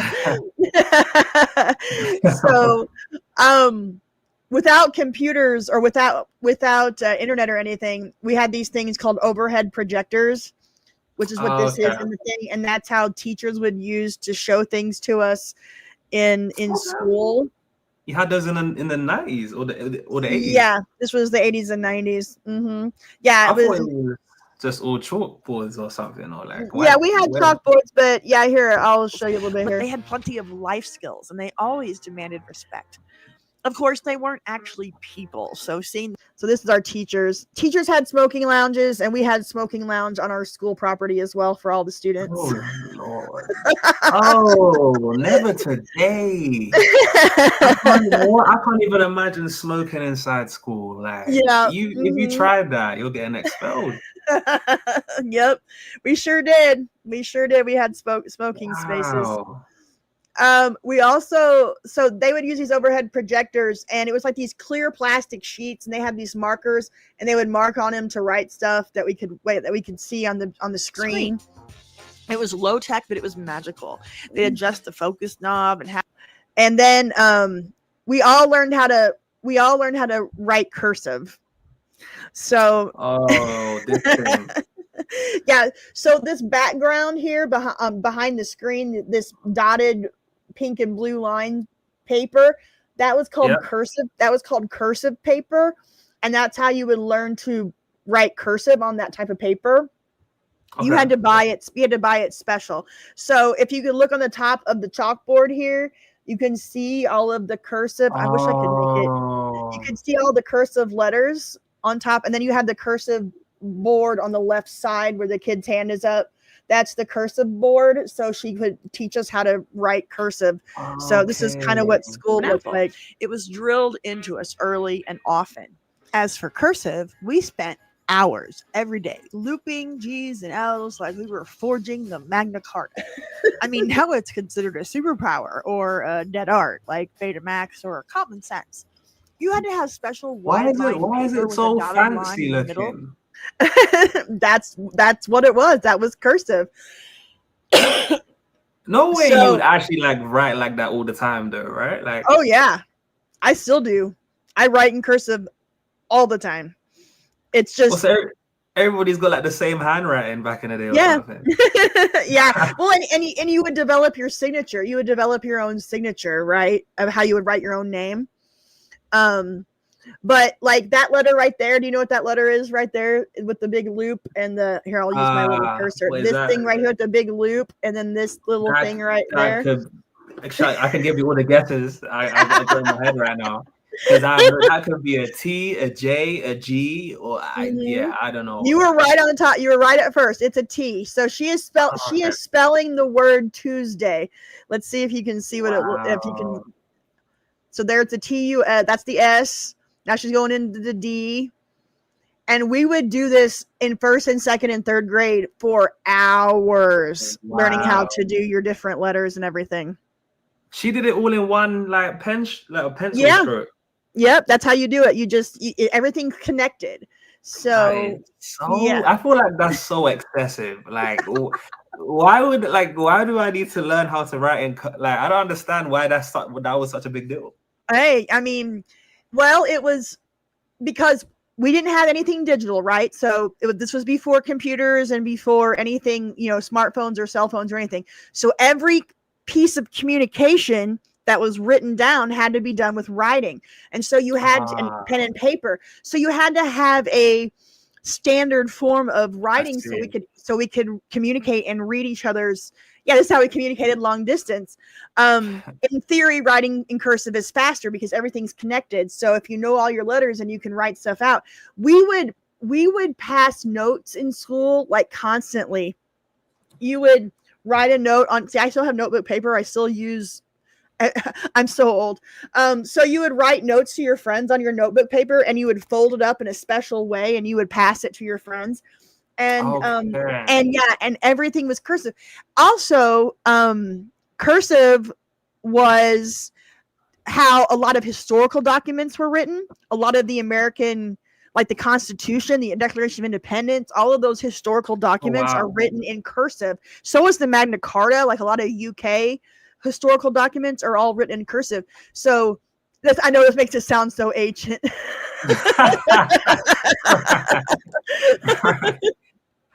But it's kind of like being able to, do math without a calculator. It's a way to be able to, it's just skills that you have, like, because what if the internet ever does go down, or if anything, like just being able to read historical things or, communicate, write letters and everything. So yeah, like Old English. I know, guys. I know I'm sounding like an old lady. That's so funny. I can't even imagine what it will be like when I'm now the older generation and these like like writing in I don't know, like their minds, like they're using their minds. Yeah, well, all of your, I don't know if you guys still use emojis, but all of the text slang or social media slang, that's all going to be like in 10 or 15 years, it'll all be considered old and out of date. I can imagine, yeah. So, you'll see some little, Gen Alpha kid or whatever generation comes after them, and they'll look at you and the stuff that you did, and how and the music you listen to and the way you communicated, and just be like, what? It's like I'm trying to put myself in like your shoes and then imagine me how I'm reacting to your stuff. Right. I'm trying to do that for how they're gonna react to my stuff. Yep. Yeah, that's trippy. It is absolutely. Yeah, you're gonna be explaining Rizzlers and Skibbity toilets to your confused grandkids. Yeah, that's gonna be a difficult one as well. That slang right there isn't even Gen Z slang. That's Gen Alpha slang, and it is Gen Alpha. That's true. New level. We weren't doing the Skibbity toilet. Gen Zers were not doing that. What was something big from your childhood? Like, what was something? Like, was there a TV show or a movie or music or something that you would consider like total Gen Z? Like, this is my thing, or this is our generation's thing. Do you know what? Again, I have to preference it, or I have to say this. Obviously, when we came into the pitch, everything was a little bit more like niche and people had their own subculture. Right. But for me, I think one that I think a lot of Gen Zers could probably relate to is like that was big is like early YouTube stages. Okay. Like, because this is like Instagram was like a new thing for us. Like that was like the first social media app that we started getting our hands on when we were like early, like late, like early teens in that realm, when we started to actually get involved with like what was going on social media and stuff. So that Snapchat, Instagram, and YouTube coming into the picture was like a big deal for a lot of us Gen Zers. Gotcha. Do you remember Vine? Only briefly. Okay. I feel like when Vine was, maybe if you're young, I'm like in the middle of Gen Z. I think if you're younger Gen Z and you're born like before the 2000s, you probably have a little bit more of a memory. Gotcha. Because that was the precursor to TikTok. Yeah, just missed it. Just missed it. Fine. How about Minecraft? Was Minecraft a big thing for your generation? Minecraft was a big thing. It still is a big thing even to this day for, I'm sure, a lot of Gen Zers still play that. But you're going to have to be explaining it to kids in 20 or 30 years, you know, because they won't know. They won't know. I'm going to be doing what you're doing right now. Yep, exactly. Literally, I'm passing on the torch. Now I'm going to be the one sounding like back in my day. Exactly. This is so funny. Let's see. I'm trying not to bore you too much here. My attention span is prevailing. Good deal. This is a video I made a year ago called "These Things Made It Awesome to Be a Kid in the 80s."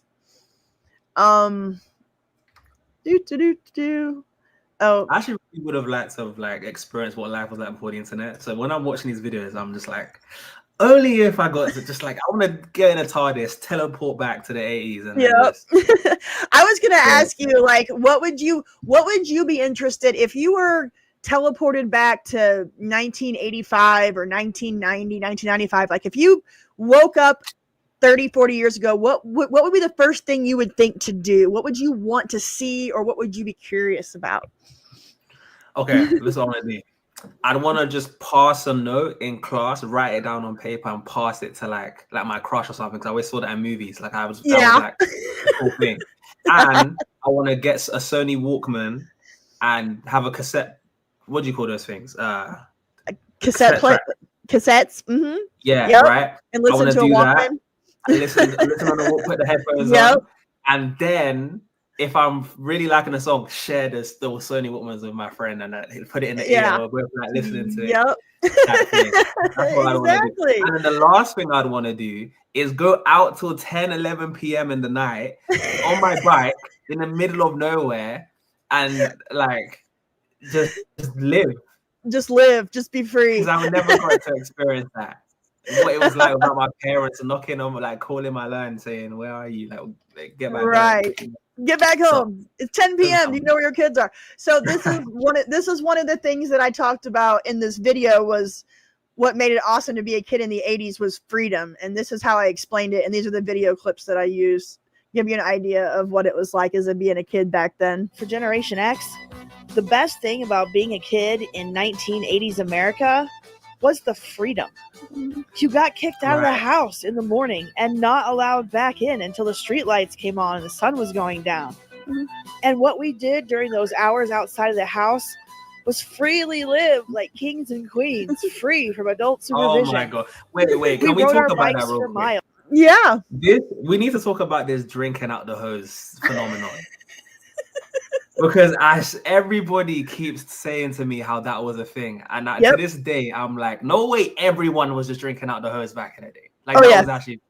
Yeah. Was that a thing? Like, or is that like a myth that all my viewers are trolling me with and they just... Like, no, we absolutely drank out of the hose. Because a lot of us were a lot... Like, the house would be locked. Like, you couldn't get back into the house during the day. For a lot of us. Not everybody.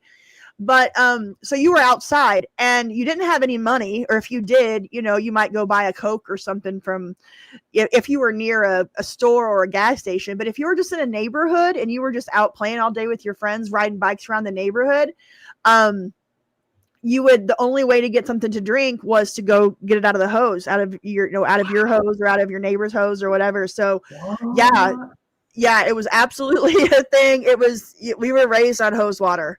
Absolutely. On a hot summer day, like on a hot, like this right here on the screen. This was called a slip and slide. And so during the summer, we'd all be in our swimsuits, and you'd have your clothes on over them, and then you'd take your t-shirt and shorts off. You had your swimsuit underneath, and you would go down the slip and slide. People would have their sprinklers on in their yards, and so you'd go play in the sprinklers, and you would go on the slip and slide, and then after you were done playing, or right when you were in the middle of playing, you'd go over to the hose and you'd get your drinks. That's how we didn't have Stanley Cups to walk around with, and we didn't have like water, like bottled water wasn't a huge thing back then. Like now you can go anywhere. Now you can go anywhere and get get a bottle of water. You have like 20 different kinds to choose from, but that really wasn't a thing back then in the 80s. So you would get your water out of the hose. So that was a very, very common thing. Okay, all right. So at least the fact I'm hearing it from you as well makes me believe it a little bit more. Yep. Oh, it was very much a thing. Yep. Wow. Drank out of the hose, flew down the slip and slide, raced on big wheels, hung out at the roller rink, went skateboarding in the park, played video games at the arcade, ate Pop Rocks and Fun Dip, and laughed with our friends for hours upon hours. It was the ultimate childhood, and we had no idea how good we had it. Yeah. So, yeah. Oh, this is a good one. When we played basketball or baseball, if there wasn't a hose around, we brought our own milk gallon and filled with water, and then everyone shared it. Yep. Yep. Absolutely. Yeah. Somebody would bring a jug, or Pizza Hut had these little tiny jugs. Oh my God, we had these forever. Let me see if I can find them on the Google. And this was like, what's killing me is that this is like a shared experience. Like everybody just did this. Absolutely. Absolutely. I could ask a question about the 80s, and you would see the answers would be all the same. Like if we did a trivia thing about the 80s, everybody would know it. Like 80s trivia games are like no fun for us. We try to play them on this channel, but everybody it's so easy. It's like everybody did this. Everybody knows this. So wow. This was a big thing back when I was a kid. My family had a bunch of these. They were these Pizza Hut jugs, like these little coolers, and it was like a gallon, and you'd put water in them with ice. It's kind of like a big old cooler, and that's how you would carry around your water if you would go to the park or go to and everybody would share it. Yeah. So they're these big, because it has like a little spout on the top, and you could drink out of that. So yeah. Yeah. Okay. Yeah. Life in America as a child was wild in the 70s and 80s. It was like the coolest thing ever. Have you heard of lawn darts? I have. Okay. You need to explain that to me more detail, because I heard oh gosh. Okay, so lawn darts was this amazing game. Let me get over here. Well, they're called Jarts. Well, there was a brand called Jarts, but they were basically lawn darts. So they're these big old darts with these metal ends that you would throw into the air, and you had a circle on the ground, and you would throw them into the air and try to have them land in the circle. Here's a too much fun. I've been out here for hours. Ugh. Only lost one or two. I don't know what this video is, but I want to show you. Okay, here we go. So here they are, these big old darts. And these are like darts. Like they had the sharp pointy end because they're supposed to land into the ground and wedge themselves into the ground. And you're like throwing missiles into the air for them to basically it absolutely family fun with deadly weapons. That's exactly what it was. Right. And people, these giant projectiles would just hurl up into the air, and sometimes they would land in places they weren't supposed to land. Yeah. So he's showing how to do it here. So it could get very dangerous. And I think a kid died when they got hit with one, and that's what they got him banned. So yeah, you'd throw them in the air, and then they land wedged into the ground, and you try to hit the circle target. So this was a very common game. So you throw them up in the air, and boom, poof, wedged into the ground. Those things were absolutely deadly. Or they can poke an eye out. Or so dangerous. Yeah, it was very dangerous. Oh yeah, he's gonna show how dangerous it could be. Boom.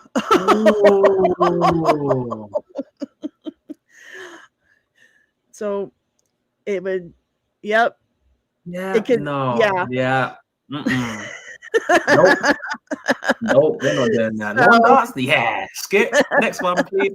Yeah. I'm gonna play that. Just like Hershey's with deadly points. Yeah. Yep.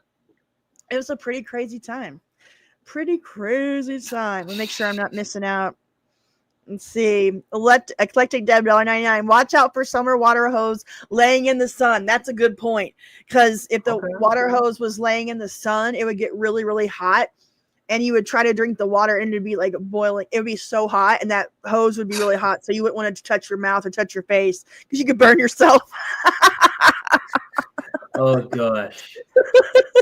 And I know everybody that has that memory they're saying that because they've all experienced that one time, and they learned. Yep. Or they saw their friend do that and they're like, nope, okay. Yep. I'm not Oh yeah. Oh yeah. We all had funny. We all had the same experiences. It's really, really crazy how we all did the same things. It's pretty nuts. So let me see if I can. And you know what as well, like, you know, we like when we're looking at like big picture, like like these different generations and how like these intergenerational dynamics. Like, obviously I'm Gen Z, you're like Zennial, like late Gen X. Yep. Like it's really like I really find these things cool, like seeing how different generations interact with similar things. Yeah. And a big thing that I'm kind of jealous in a way about that previous generations, especially like Gen Xers and onwards, got to experience was that like shared experience aspects of things. Right. Like a lot of you guys, even in the chat watching now, and even a lot of my flexers, the people that are commenting on my channel, can all watch these videos and have similar experiences, similar memories drawn from it, and that is so cool. It's like there's so much more that community vibe. Exactly. Yeah, because since you didn't have the internet and didn't have social media, it was this same kind of vibe just in your neighborhood or in your little small town or wherever it was that you lived. So, that's how you would connect with people. We'd all experience the same things and go through and watch the same things, listen to the same music, play the same games. It was a monoculture, and there's a lot of great things to be said about that in a lot of ways, because there's pros and cons to it, right? Because there was very little, there was a lot of gatekeeping as to what shows would get on TV or what movies would be in the theater or what music was on the radio. And so, the internet gave us the chance to discover so many more things, but at the same time, nobody's experiencing the same thing anymore. So it's like this weird, dynamic. I'm going to play this one video for you that I made. It is a montage of all the #1 songs from the 80s. And this is like a soundtrack of my childhood. And watch the comments as I play this. Because this would be a soundtrack to our 80s childhood. Every song that I'm about to play, and there's only like 4-second snippets of each song to avoid copyright, but this was basically a soundtrack of our childhood, and we all listened to this stuff. So I'm going to show you a little bit of this, and then I'm going to take like a 2-minute break so I can go potty and get some snacks and fresh drinks, and then we'll come back. But I want to show you this real fast. Sounds good. Yeah.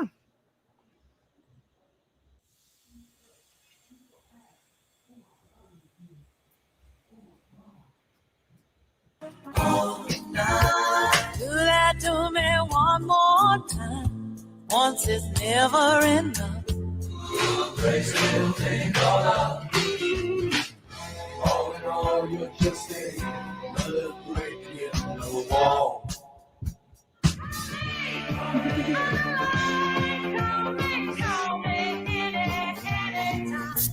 I want to take me to funky town. I know that one. Yeah, now this is all in order from 1980 to 1989. So right now we're in 80, but we're gonna go through my whole childhood. So I was 3 to 13 here while these songs were popular. Yes, coming on. Hot fuck, cool pop, even if it's old junk, still rock and roll with me. Have to believe we are magic. Sailing takes me away. Down. Boy, I like this song. I like that song. Yeah. I like this. Yeah. Yeah, Queen. And I do anything to get you into my world. Lady, oh yes. I'm your knight in shining armor, and I love you. Again, it'll be just like starting out. Night is high, but I'm holding on. That's my mom's favorite song. Yo, like Blondie, nice. You know, one thing you'll notice about music in the 80s and 90s that I've noticed that's so different from music today is that love and attraction and dating and falling in love, those were the topics of every popular song. Like it was all about love and romance and the guy that I love or the girl that I want or the like 90% of music was all about love and dating and finding the right person. And yeah, we had power ballads, we had all kinds of love songs. In the 90s, I have what I called all the R&B music of the 90s was like what we called panty dropper music or baby making music. Right. Okay. Really romantic songs that was all about love and romance and finding the person to live your life with. So I feel like now most songs are like breakup songs or I'm a girl boss and I can do what I want or I don't need no man or it's all about bitches and hoes or like, you know, but like back when we were growing up, it was all about love and finding love and crushes and, you know.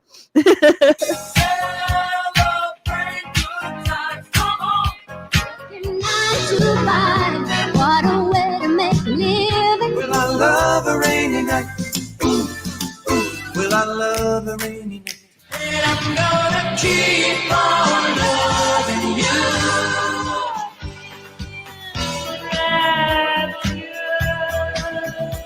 You kiss your kisses on my lips because you kiss my baby takes the morning train. She's got Betty Davis eyes. The stars are 35. Keep on turning in your mind. Here I am, the one that you love. No, I wish that I had just this girl. My endless love. If you get caught between the moon and New York City, Private eyes are watching you. Physical. But I can't offer that. No can do.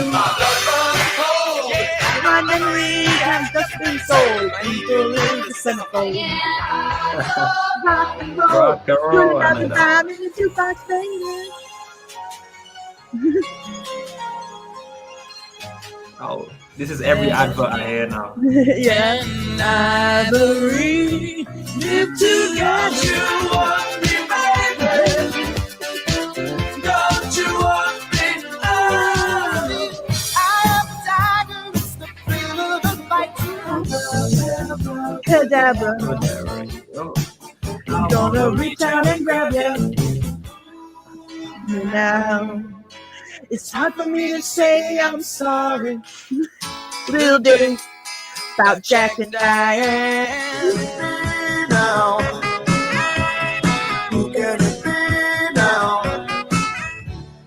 lift us up where we belong. Powerful. If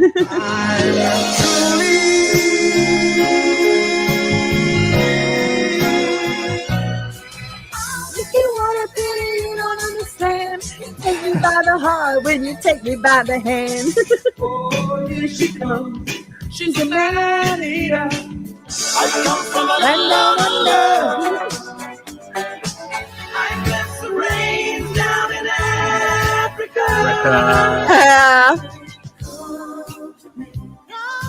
Put your arms around me. Not my mama. Oh man, Michael Jackson. Let me just tell you. Thriller came out when I was 5 or 6 years old, and I cannot even put into words what a cultural juggernaut that was. I mean, I can imagine. It was such a big deal. That album was everywhere. Even a little white girl in the middle of the Midwest in the United States was jamming out to Michael Jackson. Such a cultural big deal. That album was. They even played they had a world premiere of the video on MTV, like it was a movie premiere. Wow. And there was even a documentary behind the scenes about how it was made because it was such a big deal. But Thriller, yeah, I'll show him the moonwalking moment. I promise. I will. I will. I'll show him because everybody knows the moonwalking moment. That's my age. Such a big deal. Motown 25. Yep. Okay. I'll show it to him in just a second.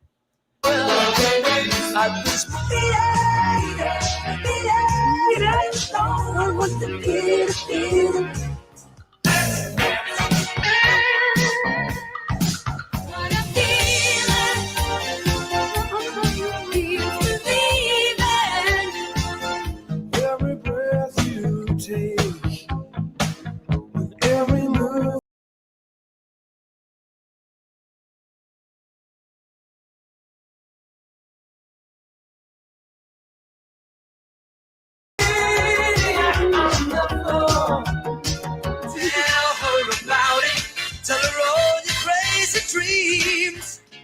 There's nothing I can do. A total eclipse of the heart.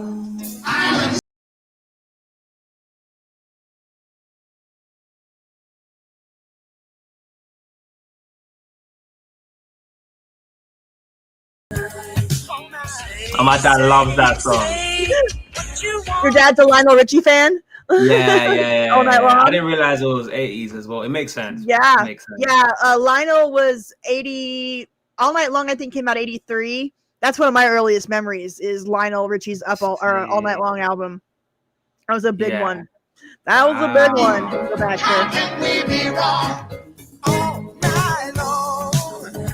Yeah, Lionel was a big deal. He was in a group called the Commodores before he went solo, and he was a big star. But All Night Long was or Dancing on the Ceiling was the name of the album. But this was not as big as Thriller and Michael Jackson, but it was still a big deal. Right. Say what you want. Can't slow down. You're right.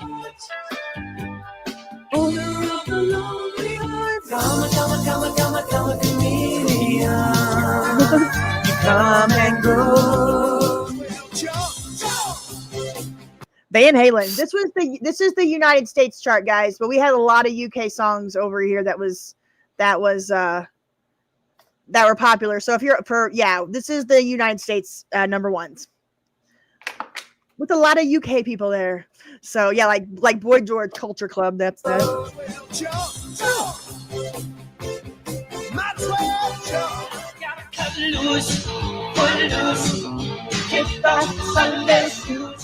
You coming back to me is against the odds. Lionel, is it me you're you know what's crazy about that song as well? Yeah, that Hello song was on the same album as All Night Long. Was it? Okay, because that my interaction with this song though is only through meme culture. I haven't actually listened to the full song. With the clay bust. When he makes the clay, yeah. That's how I know this part. This was going viral. So yeah, so back then everybody would release albums. I mean, I know they probably still release albums today, but since you can get your music on Spotify or online or whatever, I think a lot of the songs are just downloaded individually, right?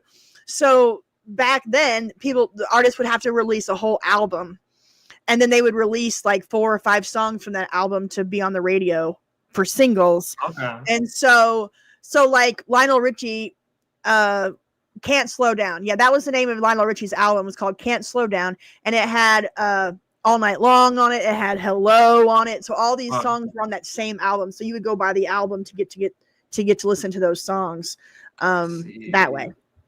So, and a lot of the albums were like pieces of art, like bands like Pink Floyd would make a whole album where all the songs went together and were all connected together into one big thing. So like it was a lot different than just releasing just singles or solo songs or a video now. So anyways, that's the thing, is because I feel like even now that you still get people like artists dropping album releases and stuff.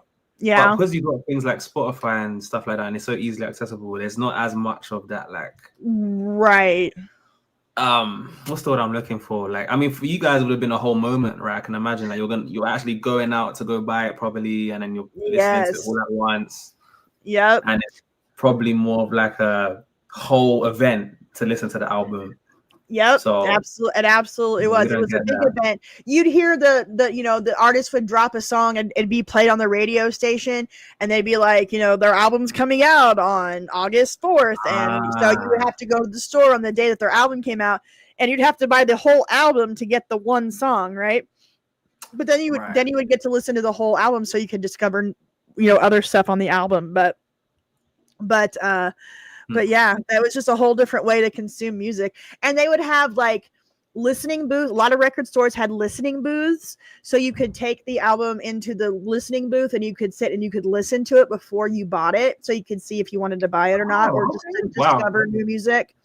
So yeah, it's pretty fun. Is it me you're looking for? It was a boy. Let's give a boy a hand. Yeah. Okay. Your life you can look and you will find me. Time after time. I do apologize. I sing a lot on this channel, so okay. I do apologize. I would be singing as well, but I'm like, let me not. Right, you don't know the songs, right? Yeah.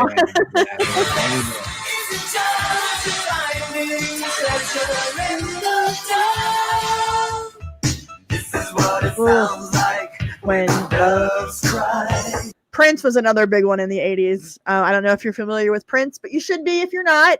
I need to introduce you to some Prince. Well, you know what, actually, like Prince was one of those rabbit holes that I only recently discovered. Well, I say recently, like a couple months, like when I was really getting into some of these musicians, and he is a character. Like, whoa, once I knew him, I was like, yeah, there's no, of course, like, he's such a unique character. I've never came across anything like him before. Right. Yeah. He's a very, very interesting. He was a very, very interesting artist. Very unique, very eclectic. But made amazing music and was one of the best guitar players ever in life. But yeah, he was a big deal. Yeah, from Minnesota. Prince from Minnesota. Prince Rogers Nelson, I believe, was his real name. Yep. Oh, his actual name was Prince. Yeah, I think so. Am I right, guys? Is it Prince Rogers Nelson? They'll tell me because everybody knows. It's so crazy how much, like, I'll just ask a question and they'll be like, the answer will just come up like 87 times because everybody knows. Yes, Prince, real name. Yep. Right. Prince Rogers Nelson. Yep. Well, didn't he change his name at a point or something? Like, he changed his name to a symbol that couldn't be pronounced. Yeah, of course Prince would do something like that. Yeah, and so I'll show you the symbol. It's pretty funny. And so because you couldn't pronounce it, he was known as the artist formerly known as Prince. And so he did that for like 5 or 10 years. And then he went back to Prince. Yeah. Wow. So yeah, you see the chat? Everybody knows. Everybody right. knows. Formerly known as Prince. Yep. Right. That is actually so funny. So Prince was a big deal. A very big deal back then. Love it. Who you gonna call? Ghostbusters! What's love got to do? Got to do with it. I ain't missing you at all. Go crazy. Let's get nuts. I just call to say I love you. Now we're cheering the same kid. Me and before you go. Take me dancing tonight. Are you guys familiar? Are you familiar with Wham? That was a big deal over in the UK. I've a few of these songs I know. I feel like the main parts. Right. I probably haven't listened to the whole of the songs, but Right. I'm vaguely familiar with some. Yeah, let me see if I have my record out here. Do I have it? I thought I might have it handy. I do not. Anyway, I still have my Wham record from the 80s. It's sitting around here somewhere. Well, as in like on a cassette tape? No, on the vinyl. On the vinyl the record. It was made up of two guys from the UK, George Michael and Adam Ridgely. Is it Adam? Andrew Ridgely. Right? Yeah, okay. They'll tell me. Where is my sync? I know I had it around here somewhere. Yeah, I definitely heard this song in the UK. Like I'm very familiar with this song.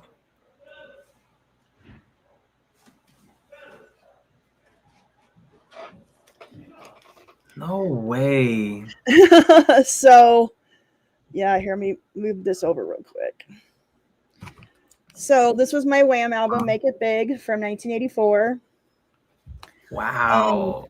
Yeah.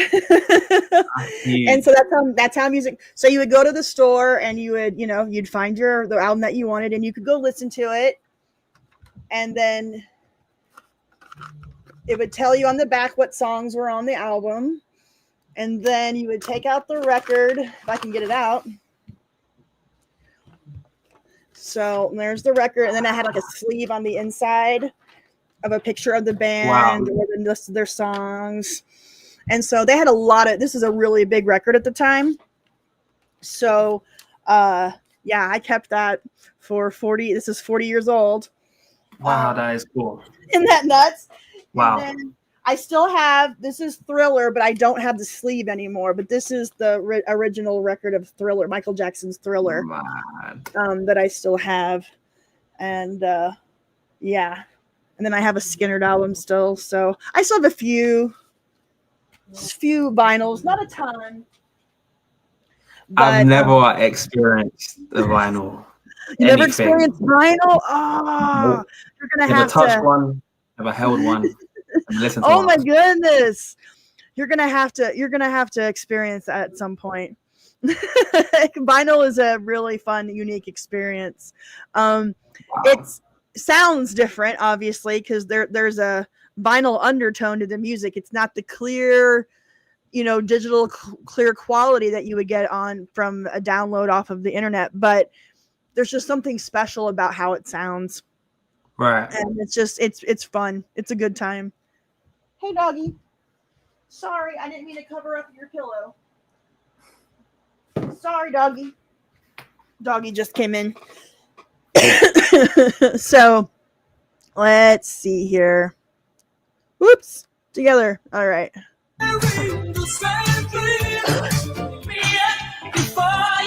So that's Wham. That's the album that I still have. Wake Me Up Before You Go is one of the songs on there. Take me dancing tonight. Touch. I'm out of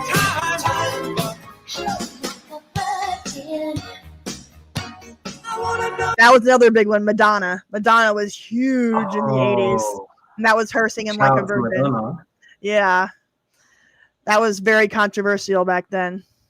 Oh, did I get my eyebrows done recently? Yes, I did. I just got my eyebrows waxed. Thank you guys for noticing. Oh, okay. They know I look a little different. I look a little different than I did before because I got my eyebrows really waxed and shaped, so my face looks a little different. And my my camera. I guys, I bought my camera. It'll be here in a couple of days, but I still have my webcam, so I'm sorry if I'm getting all fuzzy sometimes. But yeah, I love that you guys noticed my eyebrows. That's funny. That's so funny. I wanna know what love is. So I'm never gonna dance again the way I danced with you. Sorry. Okay, wait, real quick. I gotta say something about that last song. Yeah. Why did the lyrics sound so dramatic? Because they were dramatic. It was a dramatic song. I'm never gonna dance again. Like it was. The way oh no! Listen, the rest of the line. I'm never gonna dance again the way I danced with you. Oh, yeah. This was. That's my problem. Yeah, see, it's a love song. A love song. That was Wham again or George Michael. But yeah, the 80s went hard. I mean, it was just all about love and longing and romance. And so yeah, I'm never gonna dance again the way I danced with you was the line. Then I can't fight this feeling anymore.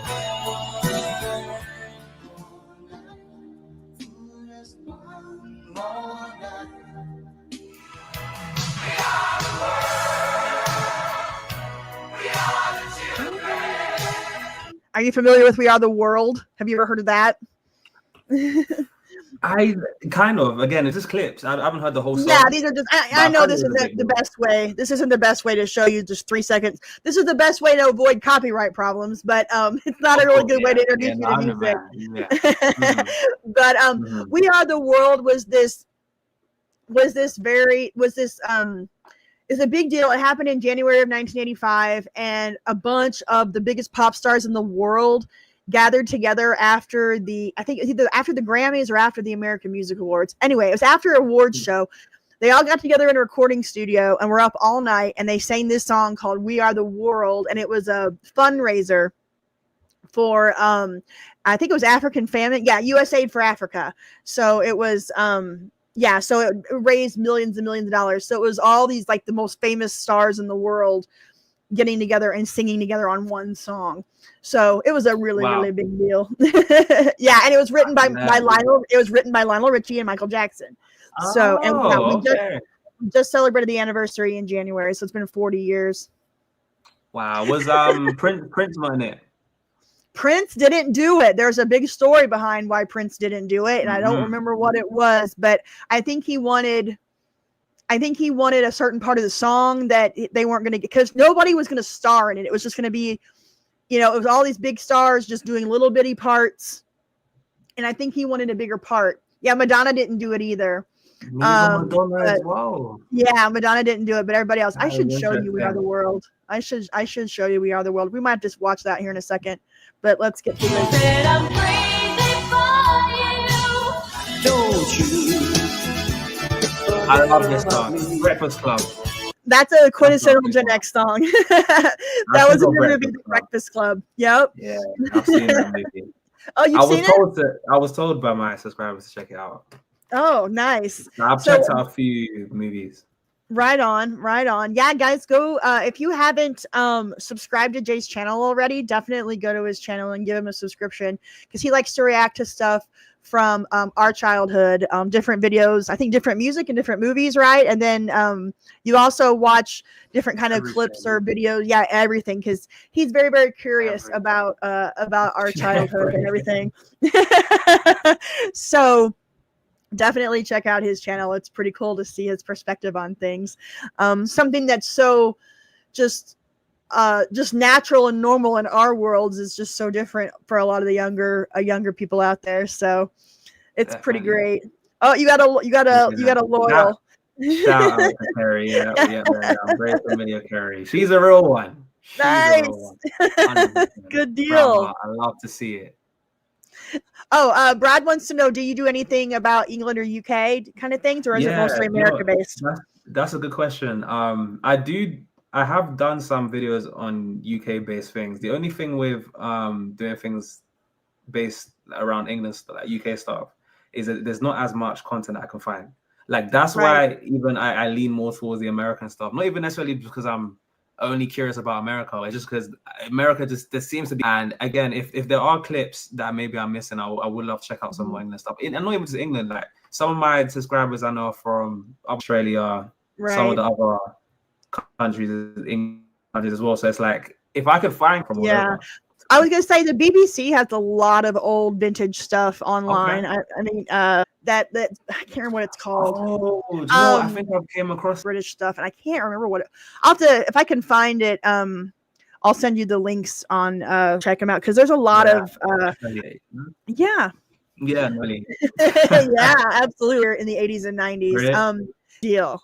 She was a global celebrity. So yeah.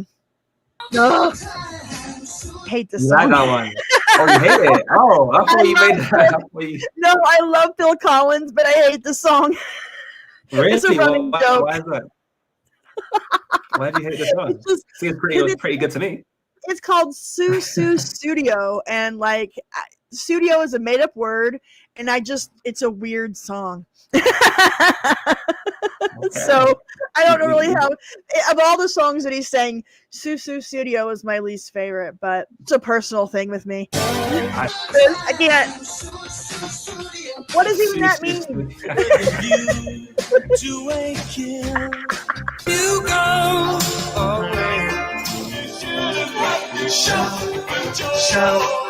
Let it all out. Power of love. That was a big one. The Power of Love. Movie that I've checked out recently. You did watch Back to the Future? I didn't do that one. I didn't. Okay, gotcha. Interesting movie. I like the movie. Back to the Future is one of those my childhood. Like I remember everybody talked about it. It was the biggest deal that you can possibly imagine. Goonies. The Goonies and Back to the Future were like my childhood. I think of just Gen Xers on their bikes going on random treasure hunt. Visualization that they really did it well of how it was because the way those kids were together all now we didn't go searching for treasure all the time and we didn't find units or anything but I didn't but but no that was it was like to be a kid in the 80s.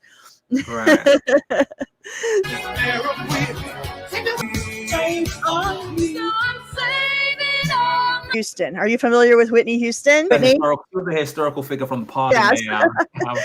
Whitney was one of the Whitney was incredible. She died very young. She died and she got into drugs and it just messed her up and she ended up dying. But in the 80s she was like the powerhouse. Yeah, best female vocalist of her generation. You are absolutely right. She has a great voice.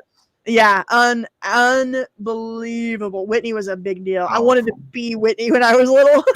Really?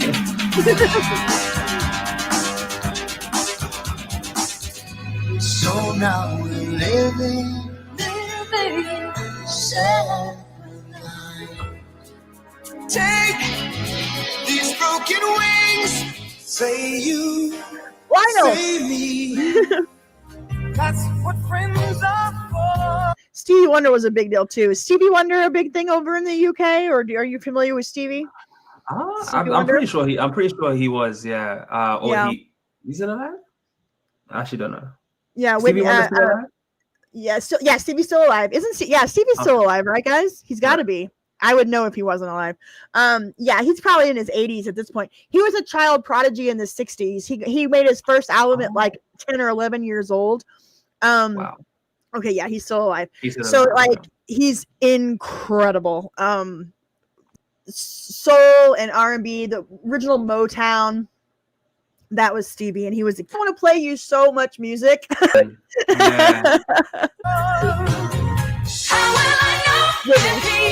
Back on that one. Yeah, I will these to show you the full length. The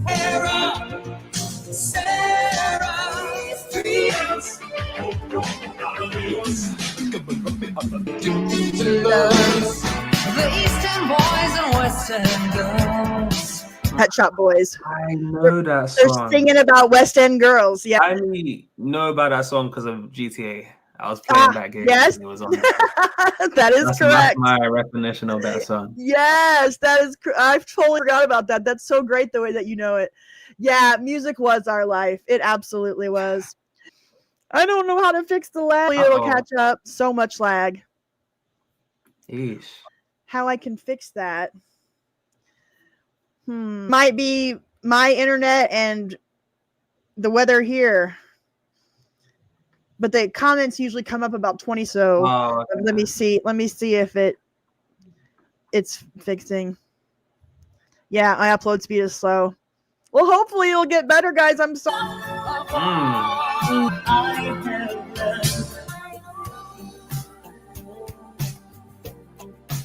On my own. There'll be sad songs to make you cry. Holding back the years.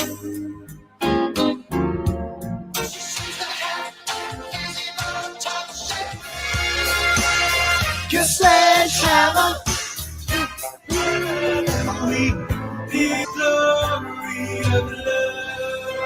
All right, I'm gonna, since it's just quick, these are hard. It's hard to react to something like this when it's just these really quick clips and you have no context. So I'm gonna show you at Motown 25.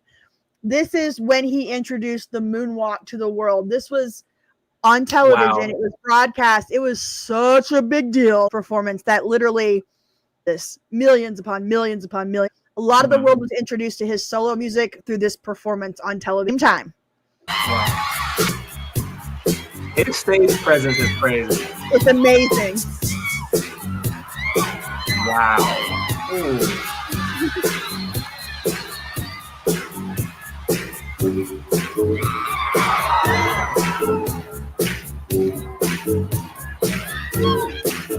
I'm gonna have to pause it a little bit as we go, so we don't get knocked off the stream. But yeah, so this was. Oh, we're lagging again. I'm sorry, guys. It is what it is. I'm gonna try my best.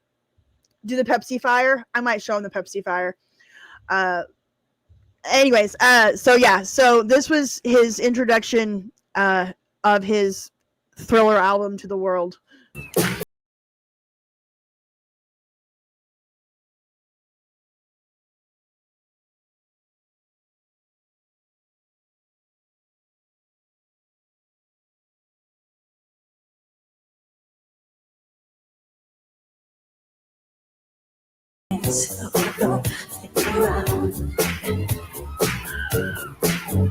So this was also a new look for Michael because when he was in the Jackson 5. Now I don't know, in the 80s the Jerry curl became a big deal for black men. So they had the really curly, like greasy kind of hair, which is what he debuted his Jerry curl, his new hair. He had the one glove, which was a big deal. So he's only wearing one sparkly glove.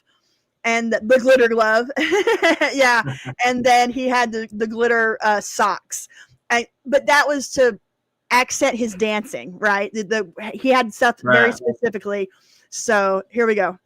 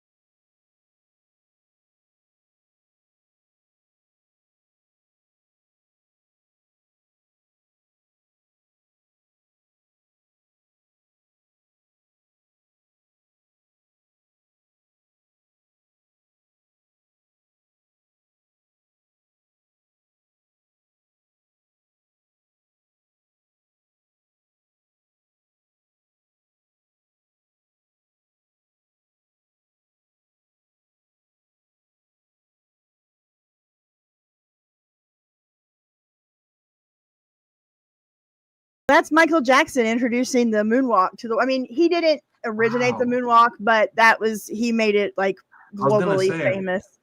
I was gonna say it was the moonwalk Michael Jackson's move.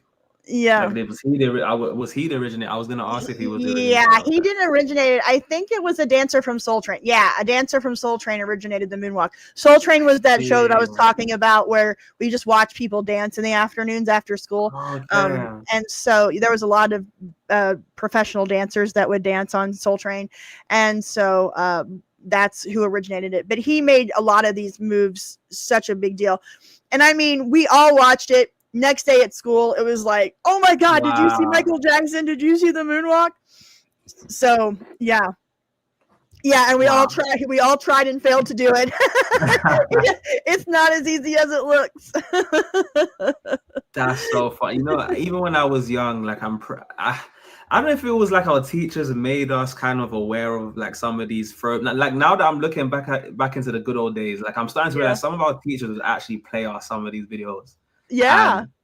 And the moonwalk was there when I saw that as well when I was really, really young. I know a bunch of my friends were trying to do that, even in the UK. Yeah. Like, absolutely. Yeah, he was a big deal globally, like all over the world. Michael was huge. And we don't really have global celebrities like that much anymore. You know, it's like you know, I don't know. I can't think of like younger like big actresses or movie stars or singers. Like I guess Taylor Swift would be a big, but I don't even know what her songs are. So like I know she's a big deal for some people, but like there's just not a lot of celebrities that everybody knows and everybody is aware of. But Michael was one of those that everybody knew. And then here I'm going to show you Whitney. Let's see. Let's do. I want to imagine that level of fame that Michael Jackson would have. Right. You know, I mean, it was just. It was. These people were so famous. It's really hard to put it into words how famous.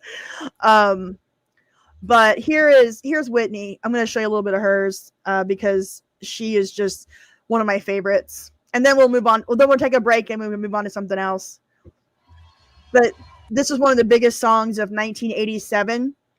Oh, when I tell you, I performed this in my bedroom every day with singing into a hairbrush, acting like I was Whitney Houston. Every girl my age was doing the same thing. So this is one of her biggest hits called "I Want to Dance with Somebody." Let me know. I know this song. Yeah, you know this song? Do you? I think I've heard it before. I don't think I've heard the whole thing, but I'm pretty sure I know the main part. All right. Well, let me know what you think. I'm gonna try not to sing over Whitney because Whitney's amazing, but it's gonna be hard. Yeah, playing Whitney will definitely get the stream axed. You're right. I'll be very, very careful. We're gonna go just a few seconds at a time. I'm gonna show you the chorus. Yeah, I don't want to get us knocked off, so I'll be very careful here, guys. Here we go. Here's the chorus. Everybody. There's Whitney indeed. Yes. Whitney was a big deal. So many good songs. I wish we could just sit here and jam out to music all night because that's what I've been. I actually had to start a Discord server because over on Discord, I don't know if you're familiar with Discord, but over on Discord, I can stream anything and not get in trouble. So that reminds me, everybody. Tomorrow night on the Discord, Saturday at 8:00 Central, I am streaming the movie PCU at the mall in the Discord. So if y'all want to come and watch PCU with me tomorrow night, please go over to the Discord and we'll watch it together. And we don't get in any trouble. Okay. So sounds like fun. It's a pretty good time. But yeah, I got to be really, really careful with music, and it sucks. Which is why I was playing, guys. That's why I was playing the clips, the 5 seconds at a time, because that won't get us in trouble. But the second we start doing this kind of thing, we can get in trouble. So we got to be really, really careful. So anyways, so that was Whitney and Michael. So you got to see a little bit of the 80s. You know, the 80s culture from there. And I wanted to show you the movie trailer to Bill and Ted's Excellent Adventure because it stole the whole phone booth TARDIS thing as a time travel. time travel device. So this is one of the biggest movies of my childhood. And then I promise we're taking a break.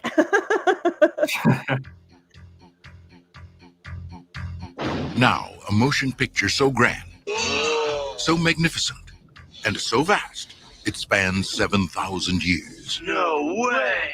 Yes way. But it starts with Bill. I'm Bill S. Preston. Who was Joan of Arc? And Ted. Noah's wife. We are in danger of flunking most heinously tomorrow. A force from the future. Can we go anywhere we want at any time? You can do anything you want. Is putting history at their fingertips. Let's reach out and touch someone. They're traveling through time. How's it going, Royal Ugly Dudes? Excellent. Execute. Bogus. How's it going, dudes? And they're making a big impression. Historical babes. Now they're home. Everybody get together, remember who your buddy is. To trash the 20th century. We got a live one here. Keanu Reeves, Alex Winter, Napoleon. We're from history. Billy the Kid. Oh my God. Joan of Arc. Sigmund Freud. Tell me about your mother. Sigmund You a Freud. musician? Beethoven. Genghis Khan! Abraham Lincoln. Party on, dudes! Socrates. George Carlin. We're history. If you guys are really us, what number are we thinking of? 69, dudes! Bill and Ted's Excellent! Excellent! Excellent Adventure. So that was a really big deal. Wow, that's funny. That's how most of us were introduced to Keanu Reeves, was that movie. He was in a couple other things, but this was his first big starring role. So pretty crazy. Probably maybe 20, 21 in that movie. So take a break. We've been doing this for almost 3 hours. Wow, I didn't realize how much time has went by. Yeah, it goes fast. It goes fast. Crazy. So yeah, I'm going to put a music video. I found one music video from the 90s that has no copyright to it. So, Wow. Wow. So I always play it. I always play it in the break when I'm taking a potty break and stuff because I don't get in trouble for it. And it's one of my favorite songs from the 90s. So I'm going to play that song if you want to continue or wrap up or whatever it is that you want to do. So I'm going to play the music and I will be back and like to some of the people in the comments where if you want to stay, that's fine. And I'll be right back. Yeah. Be right back.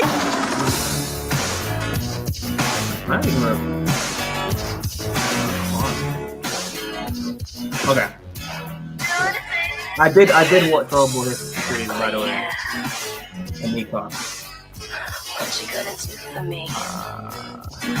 What you gonna do for my love? Fun, man. Yeah, I want to sing. I really love you. Love you so much. Making Jay stay up late. Yeah. Do I like American football? I actually haven't watched a game of American football, like a full-length game ever. So, just to put that into perspective.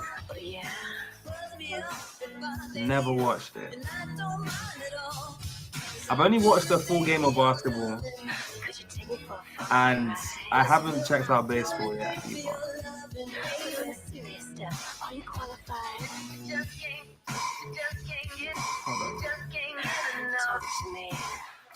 I'm gonna go for a little bit as well, though, to be fair. I'll be back. Interesting song, this one, you know. Let's go. Alright. Let me just...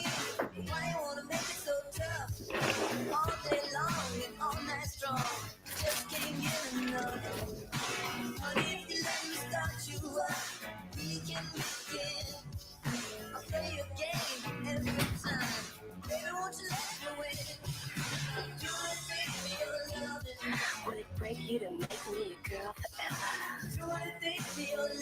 Or would you send me off like a third-class clown? Doing things for your loving. Would you wine and dine until the break of dawn? Doing things for your loving. Would you turn me on and on and on?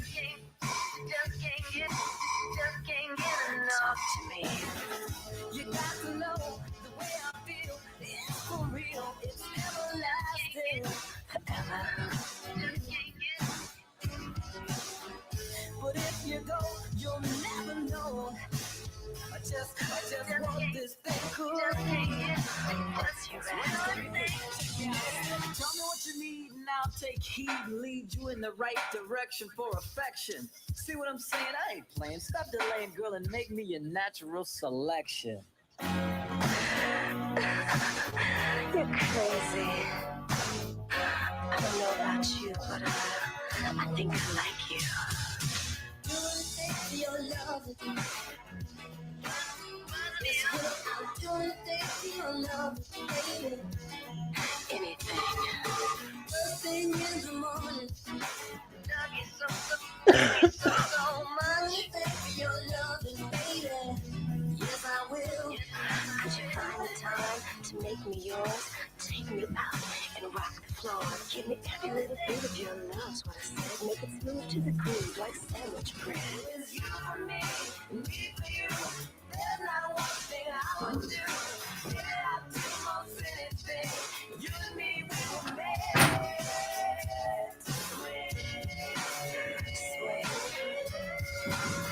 I like that.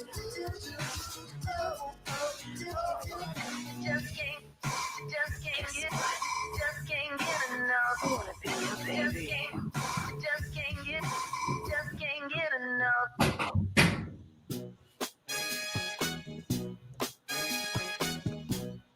Whew, don't want to get in trouble.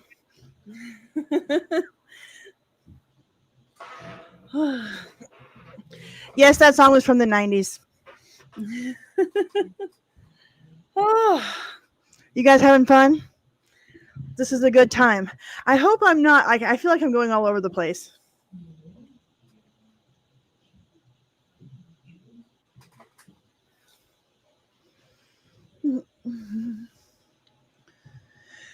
Whew.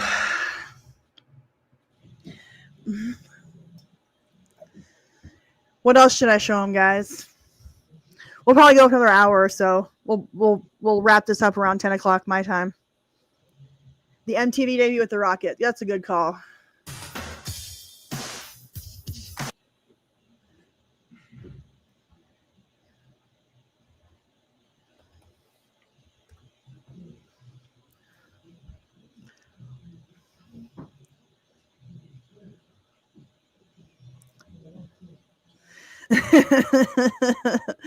Feel more human? Yes, definitely.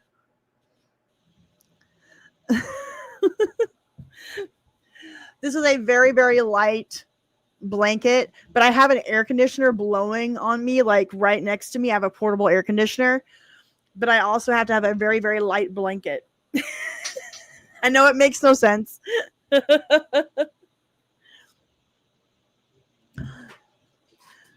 Movies and catchphrases. That's not a terrible thing. All right. Yeah, I think that's a good idea. I got a couple of things. So I think he did a reaction to Max Headroom on his channel. Fashion trends. Okay.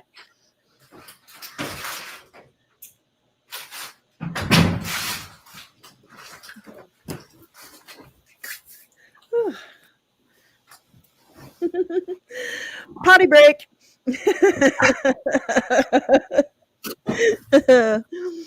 Alrighty. Okay. They wanted me to show you the opening when MTV first launched, since that happened 44 years ago today. And oh wow.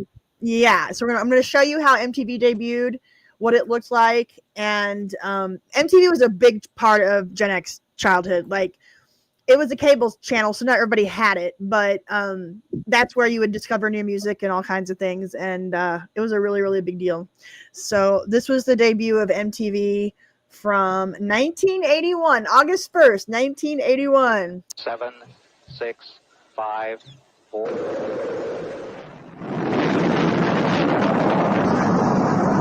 Ladies and gentlemen, rock and roll.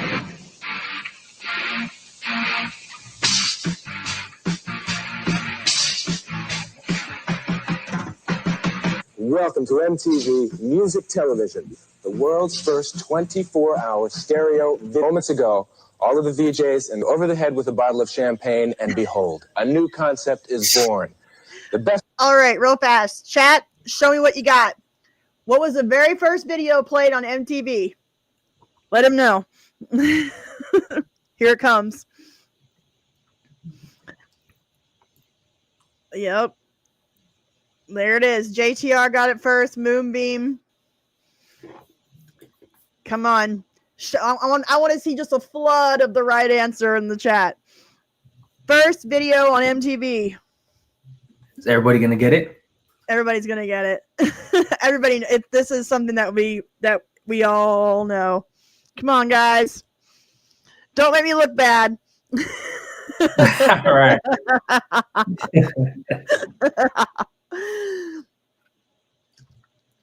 There it is. There it is. Robert Rodriguez, VZAC. The Video very first killed the radio star. Video Killed the Radio Star was the very, very first video on MTV. Best of TV combined with the best of radio. Now, starting right now, you'll never look at music the same way again. We'll be right back to introduce the other VJs and the other folks who are going to be with us on MTV. I'm Alan Hunter. I will be with you right after Mark. We'll be covering the latest in music news coast to coast here on MTV Music Television. I'm Martha Quinn. So yeah, so they had different what they called VJs or video jockeys, and these were the original 5. And they would be the ones that would come on and they would tell you what song was coming next or give you a little behind the scenes details or information about it. So this was for a lot of us, this was the first time we actually got to see the musicians. If they didn't appear on like a talk show or a American Bandstand, there was really no way to see musicians because it was all audio, it was all through the radio, right? Okay, right. So we didn't get to see them. So this was a big one for being able to actually see the people that we were listening to. Okay. Yeah. Let's see here. The music will continue non-stop on MTV Music Television, the newest component of your stereo system. Well, all right, I'm JJ Jackson, and I'll be sitting in with the latest video music performances the way they were meant to be. That's in stereo on MTV Music Television. You'll never look at music the same way again. Hi, I'm Nina Blackwood, and I'll be with you after JJ right here on MTV, the world's first video music channel, all day, all night in stereo. Are those guys the best? We all are so excited about this new concept in TV. We'll be doing for TV what FM did for radio. And let's get into it right now at MTV. Very first video shown on MTV. So there you have I'm so curious. Like, what was your reaction or like to this music video? Like, what was going through your head when you saw this? Well, I was very curious, but here's the thing: I was only 4 when MTV started, so I didn't actually get to see MTV like regularly until about 4 or 5 years later. I see. But I mean, I had older cousins and friends that had it where I could get glimpses of it. But my parents were very, very strict, and they wouldn't let me watch MTV growing up because it was too like. Oh, it was too rock and roll. It was too secular, and okay. Yeah. So, but I remember, but I mean, I was just because I wasn't allowed to watch it doesn't mean I didn't. I would have the remote control, and I'd be sitting in the basement watching it, and then I'd be listening for my parents to come downstairs. And if they were starting to come downstairs, I'd turn the channel real fast to watch, something else. So, this was a big deal. I had, you had your video countdowns in the afternoons with all the top songs. And so, I was just, it was a world that I was just in love with. It was just all the music and the celebrity of it all. It was so cool. It was just, that's interesting. It was so cool. Yeah. I was just gonna say, because when I think of MTV, I think of like Like, because MTV changed when I was like, I don't remember this version of MTV. I remember like a version where I can't remember exactly. They were playing like they play a bunch of music, but it wasn't like what it was back then. And then I remember seeing other shows on it as well. They were also doing shows on it or something along them lines. Yeah, I'm trying to remember them. Yeah, in the 80s, it was mostly just music videos, but they had like different shows. They had like Yo MTV Raps to show rap videos. They had like Headbangers Ball to show rock videos, and then they had their countdowns in the afternoon for the most requested videos. And then there was a game show called Remote Control, which is like a pop culture game show that they had on there, which is a big deal. And then in the 90s, they started reality television. So they started The Real World, and Road Rules and all of that. And then they had the Grind, and they had Club MTV, like we watched earlier. So they started having actual shows on in the 90s. And then I think in the late, like around the time that you were born, probably, you were born in what, 2003, 2002? When were you born? 2002. Okay. Back when you were born, they had this show called TRL, or Total Request Live, where it was kind of like this afternoon show where you would call in and request videos, and all the big pop stars of the day would come in and would hang out. It was like a big hangout, and you'd watch videos and listen to music, and it was called TRL. So, they had Punk'd. You remember there was a show called Punk'd, which was like a. I feel like I'm familiar with that. Yeah, like it was. I was trying to remember pranks. Yeah. So, TRL started in 98 and ran through like I think 0203, because that was Carson Daly. Yeah. So, but yeah, it was a whole different world. And and the other thing that they had on MTV was like they had cartoons, like the show called Beavis and Butthead, which was a really big deal. And Daria, which was a spinoff. And then a lot of young comedians got their start on MTV. Ben Stiller had a show. Jon Stewart had a show. So I don't know if you even know who those people are. They're probably old to you. So that sucks. Tom Green show and Jackass. Yeah. So, it was a whole different world. But I loved it. I had a crush on one of the DJs in the late 80s. And it was like that. It was like that forbidden thing that my parents wouldn't let me watch, but so I had to watch it. But yeah, so, it was a big deal. The other thing that was really big for us kids in the 80s was, and the 90s, was a channel called Nickelodeon. Are you familiar with Nickelodeon? Okay, I'm familiar with Nickelodeon, yeah. Okay.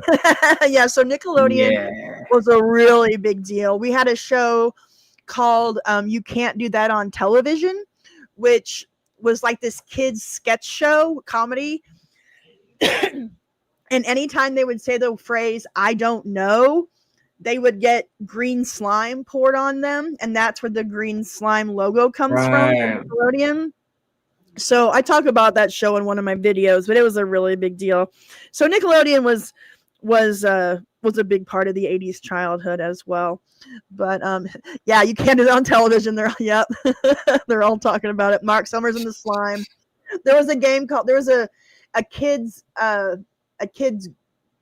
game show called Double Dare, and like every kid in the United States wanted to be on this game show because you had to answer trivia questions, and then you would do like physical challenges. I'm gonna have to show you a little bit of it if you don't mind. Yeah, I've never heard of that before. So when you were a kid in the 80s, this was a big deal when you were a kid in the 80s. On your mark. Hold on. These two teams are in the dark trying to catch ping pong balls by flashing their symbols. Whoever catches the ball first will symbolize silliness for $20 and control of the show that never clashes with good taste. Yes, it's Double Dare. Oh, they're blindfolded. They are getting eggs all over the place, but not quite there. Now, just a split second too late. Keep going. Still nothing. Open those symbols. Oh, still nothing. Keep tossing those eggs. Trying to go for $20. So they're blindfolded and trying to catch a ping pong ball with symbols. That could be a little rough. That is hilarious. So you would have these different challenges. So anyway, they would ask you questions, like trivia questions. And but the big deal, okay, here we go. What comic actor starred in the most successful money-making film of 1987? Guys, do you know? I'm assuming it's probably Eddie Murphy, but it might. Yeah, he would be the comic actor. But they'll all know. So they would ask you questions, and then the end was called. They had this big bonus round at the end, which everybody wanted to be a part of. So I'm going to show you. I'm going to show you the end. The course, so who will begin today? You will, in the one-ton human hamster wheel. Walk around that very fast as you do that. It was called the obstacle course. That these lights will light up. Hits the number 6, the boxing glove comes down. You grab that flag. You move on to obstacle number 2, but what will they win, Harvey? Tyco's four-wheel drive super turbo hummer. Big 112 scale provides four-wheel drive, four-wheel suspension, and twin turbo motors from Tyco. Okay, we are moving on over here to yeah. Oh. Well, each one that they complete, they win a toy. So like they win a skateboard, or they win a, like all kinds of different stuff. So we're gonna watch them go through this. And when I tell you that every kid in America wanted to be on this show, like they could win a telescope, wow. a KB toy store shopping spree, and oh, here we go, a boombox, baby. Have you seen a boombox? I'm not in person. Yeah, that's what we all had, were boomboxes. This is actually a very modern one because it had a CD player on the left and a cassette player on the right, so that was a big deal. So I'm going to show you this double dare. And it's from Magnavox. Viva, Viva Las Pancakes. That's what we have over here. Either under the butter, under one of these pancakes is a flag. If you can do all these obstacles in 60 seconds or less, we have a fabulous prize. Right, Harvey? Mark an unbelievable Palm Springs vacation. You'll stay at the Oasis Water Resort Villa Hotel in Palm Springs, just seconds from Palm Canyon shopping. Plus ongoing admission to the Oasis Water Resort featuring California's largest wave action pool. So they got a vacation to Palm Springs. All right, here we go. Going to run 8 obstacles in 60 seconds. I have a good feeling. On your mark. Get set, go! Run up there. Keep working. Don't stop yet. Don't stop yet. You can stop now. Here it comes. Number 2 is the flag. You slow down. He's going to go up the flag. Over here is where the flag is, and we're going over This looks so fun. Yeah. When I tell you that every kid wanted to be here. Yeah, I can imagine. I want to do this. Yeah, you had to go up a nose and try to pick out the flag. You're trying to find a red flag in every obstacle. So, so you had to go through the obstacles and find the flag on each one. So they found it in that, and now they're sliding out of it, and now you get all dirty and you get gross, and yeah. And so you gotta, here he goes, you gotta climb this lava fountain, or okay, yeah, he's not gonna get it. There he goes.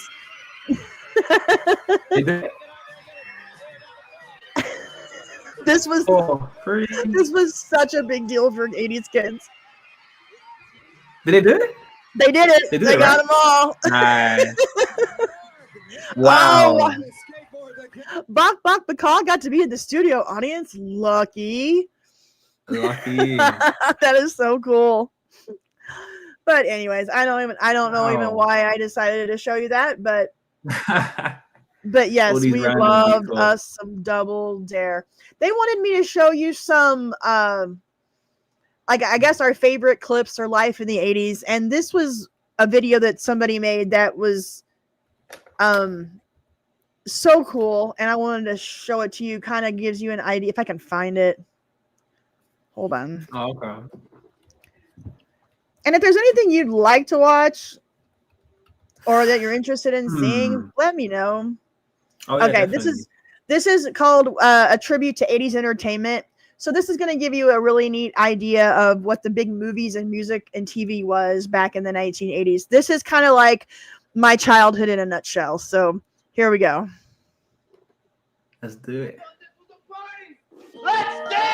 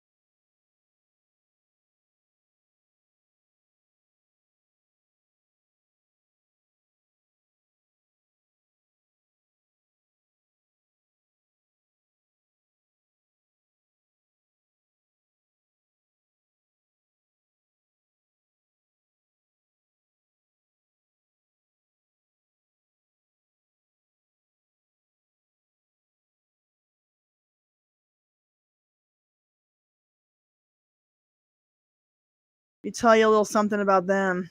These three guys, if I can find them, where'd they go? And again, you know, I don't know if this, I don't think this is going to hit for you the way it hits for me. And I do apologize for that. I don't know if this is a good way to let you know what life is like, but the fashion, the hairstyles, all of this stuff is just spot on. This is what the world looks like without screens and phones and everything everywhere. It was just very physical, very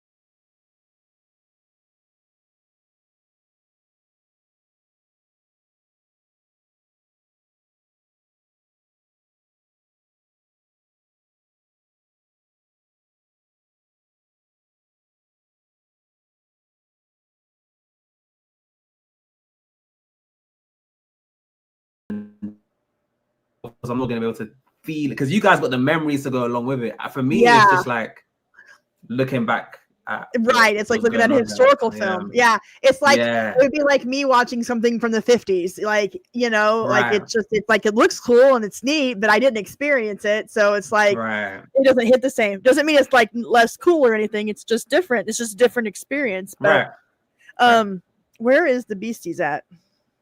Where'd they go? If you have never, there we go. If you have never listened to the Beastie Boys, oh my God, go down that rabbit hole immediately. Have you heard of the Beastie Boys? I think I've heard of white one Jewish song. rappers.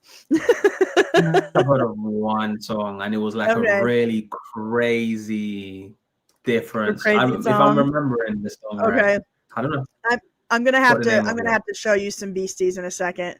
They were a big deal in my childhood.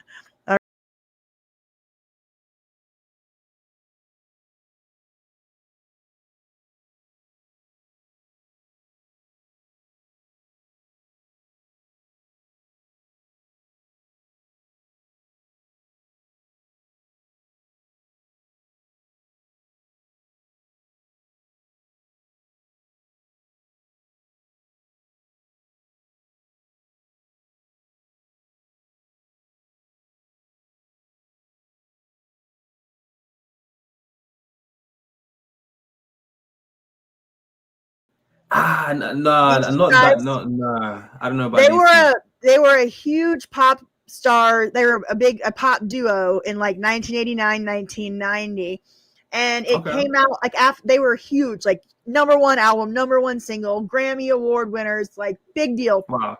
And then it came out about a year into it that they were lip syncing. They weren't really singing the songs, and so they got like totally destroyed. Their career was over immediately in a day. They had to give back their Grammy, and so they weren't really singing. They were just a front group.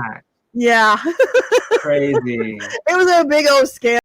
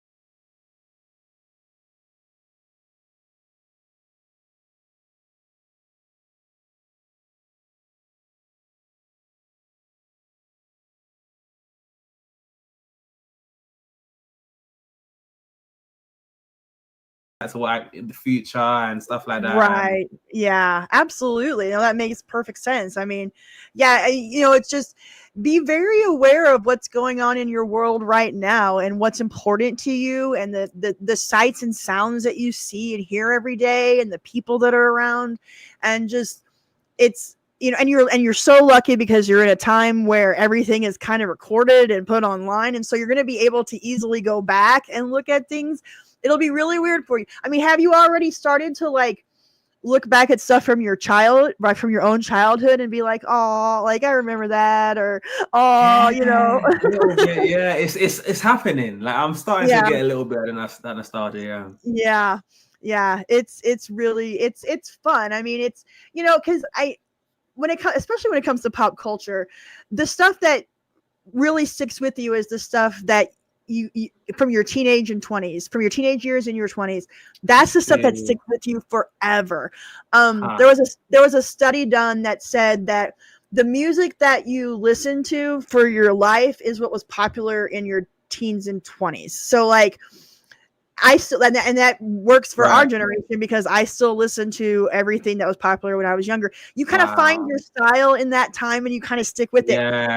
When you're in your 30s and 40s, you're not going to be listening to stuff that's coming out then. You're going to be listening to stuff that you liked when you were growing up and when you were younger. So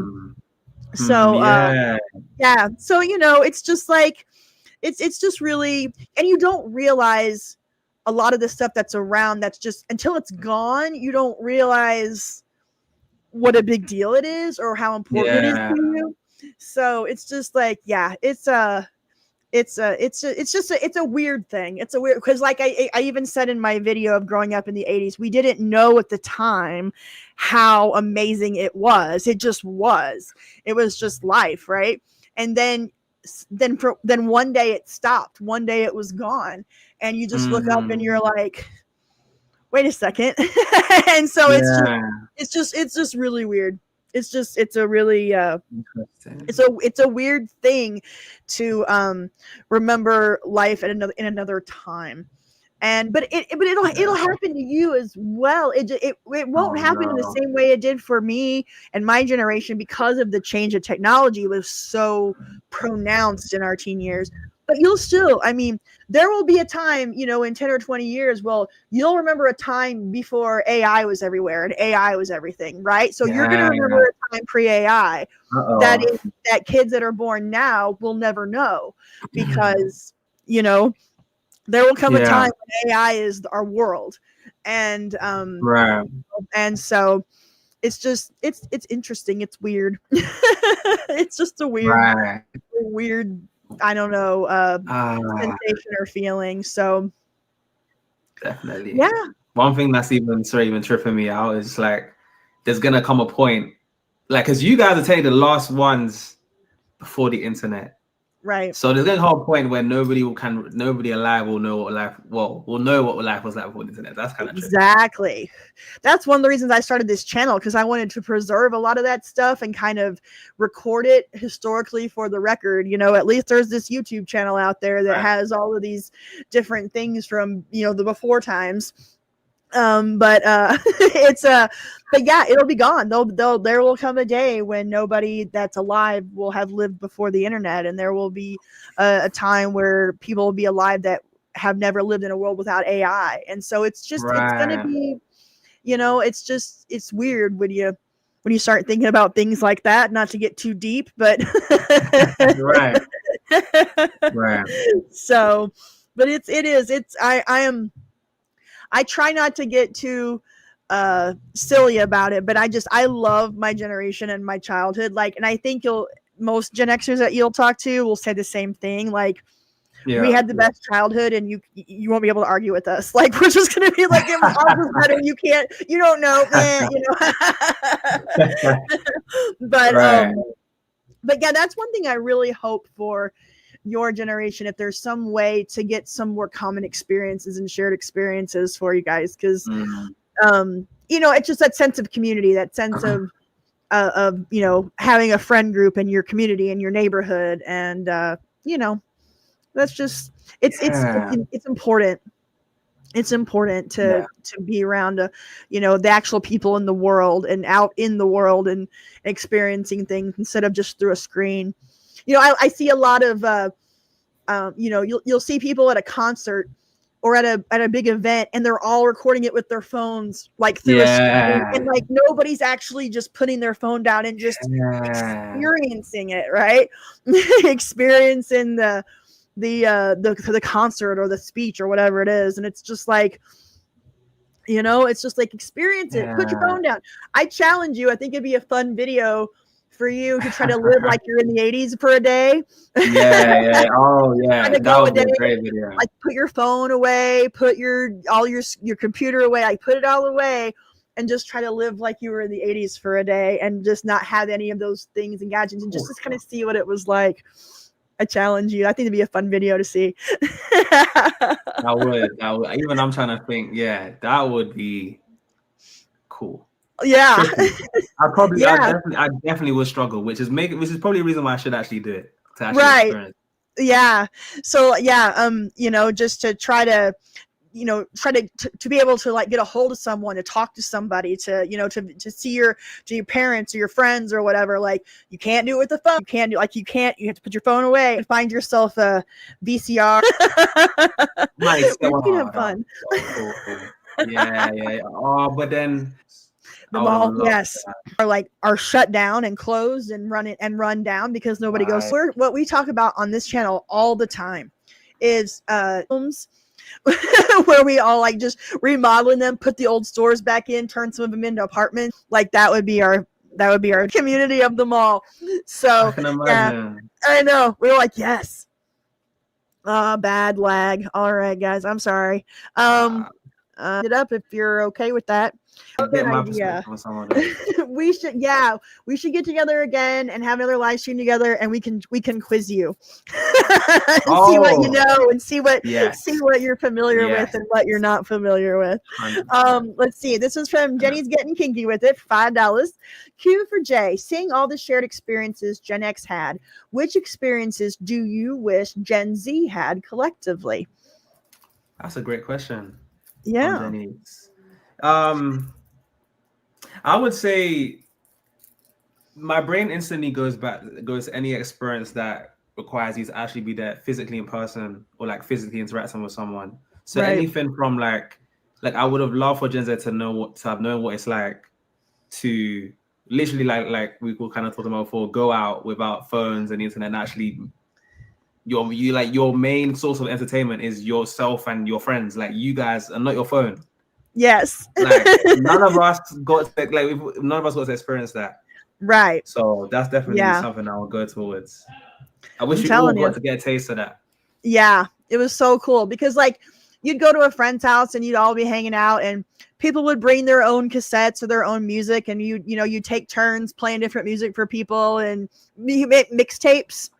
I don't know if you've heard of mixtapes, but you would get a cassette tape and you would record different songs off the radio and make a tape out of the recordings off of the radio and make mixtapes. Right.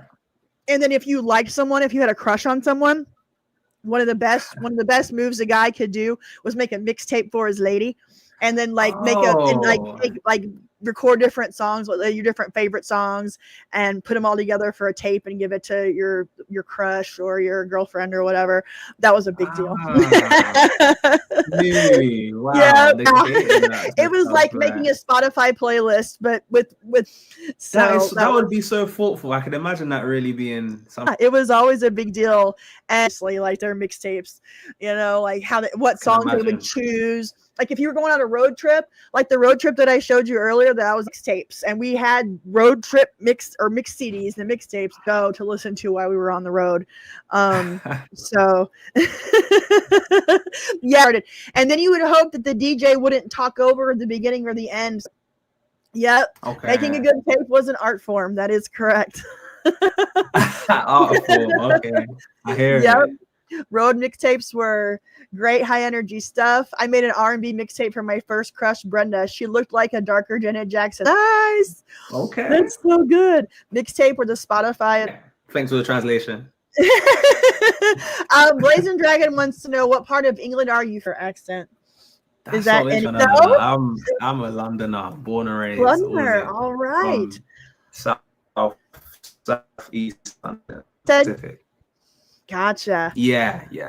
Okay, right on. Very cool. Uh-oh, no sound.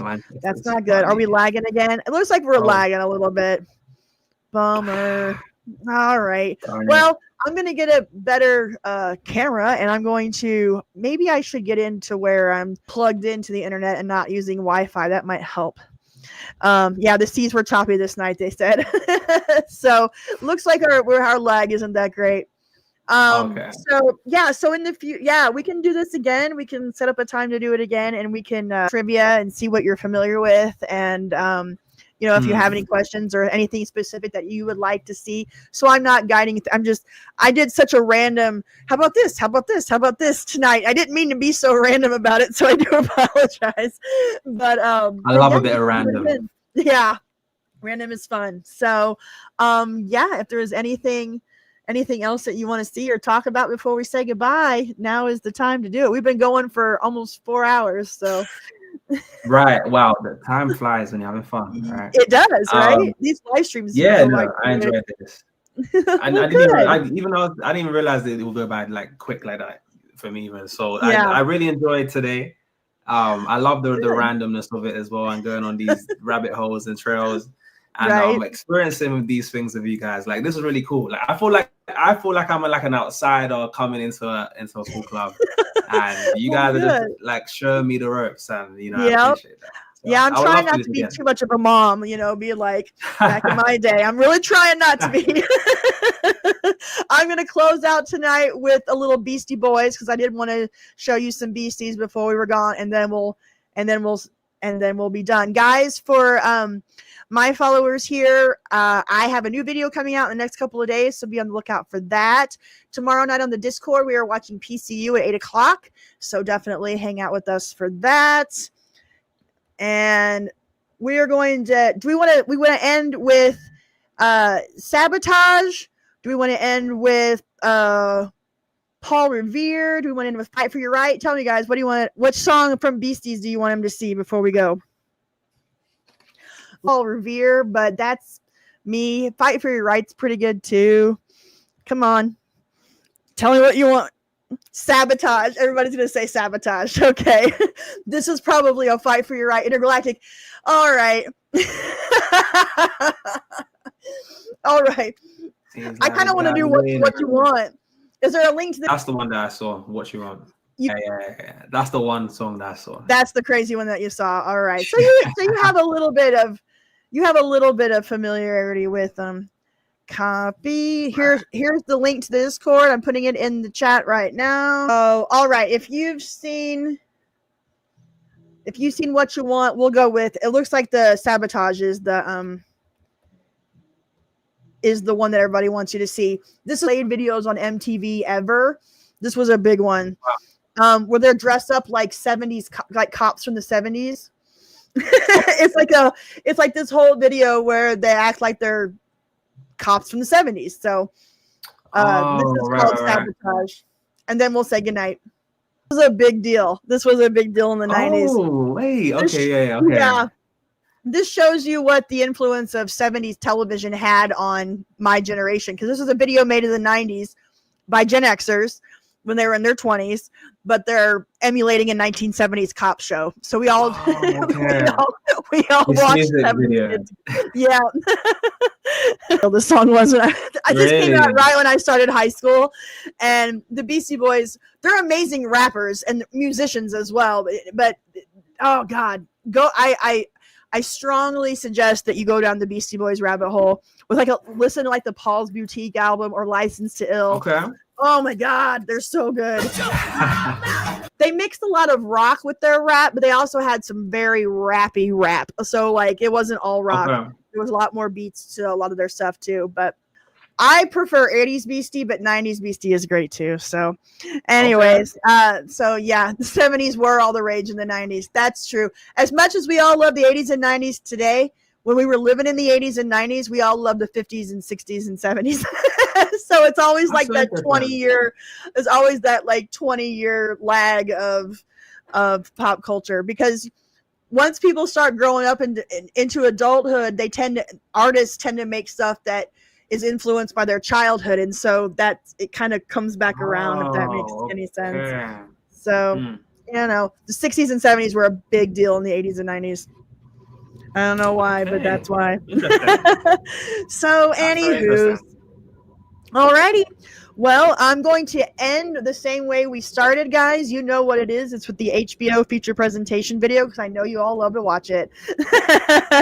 Jay, thank you so much for hanging out with me tonight. We will keep in touch, and we'll do this again sometime, okay? 100%. Thank you for having me. Thank you so very much. Good night, everybody. Let me play the...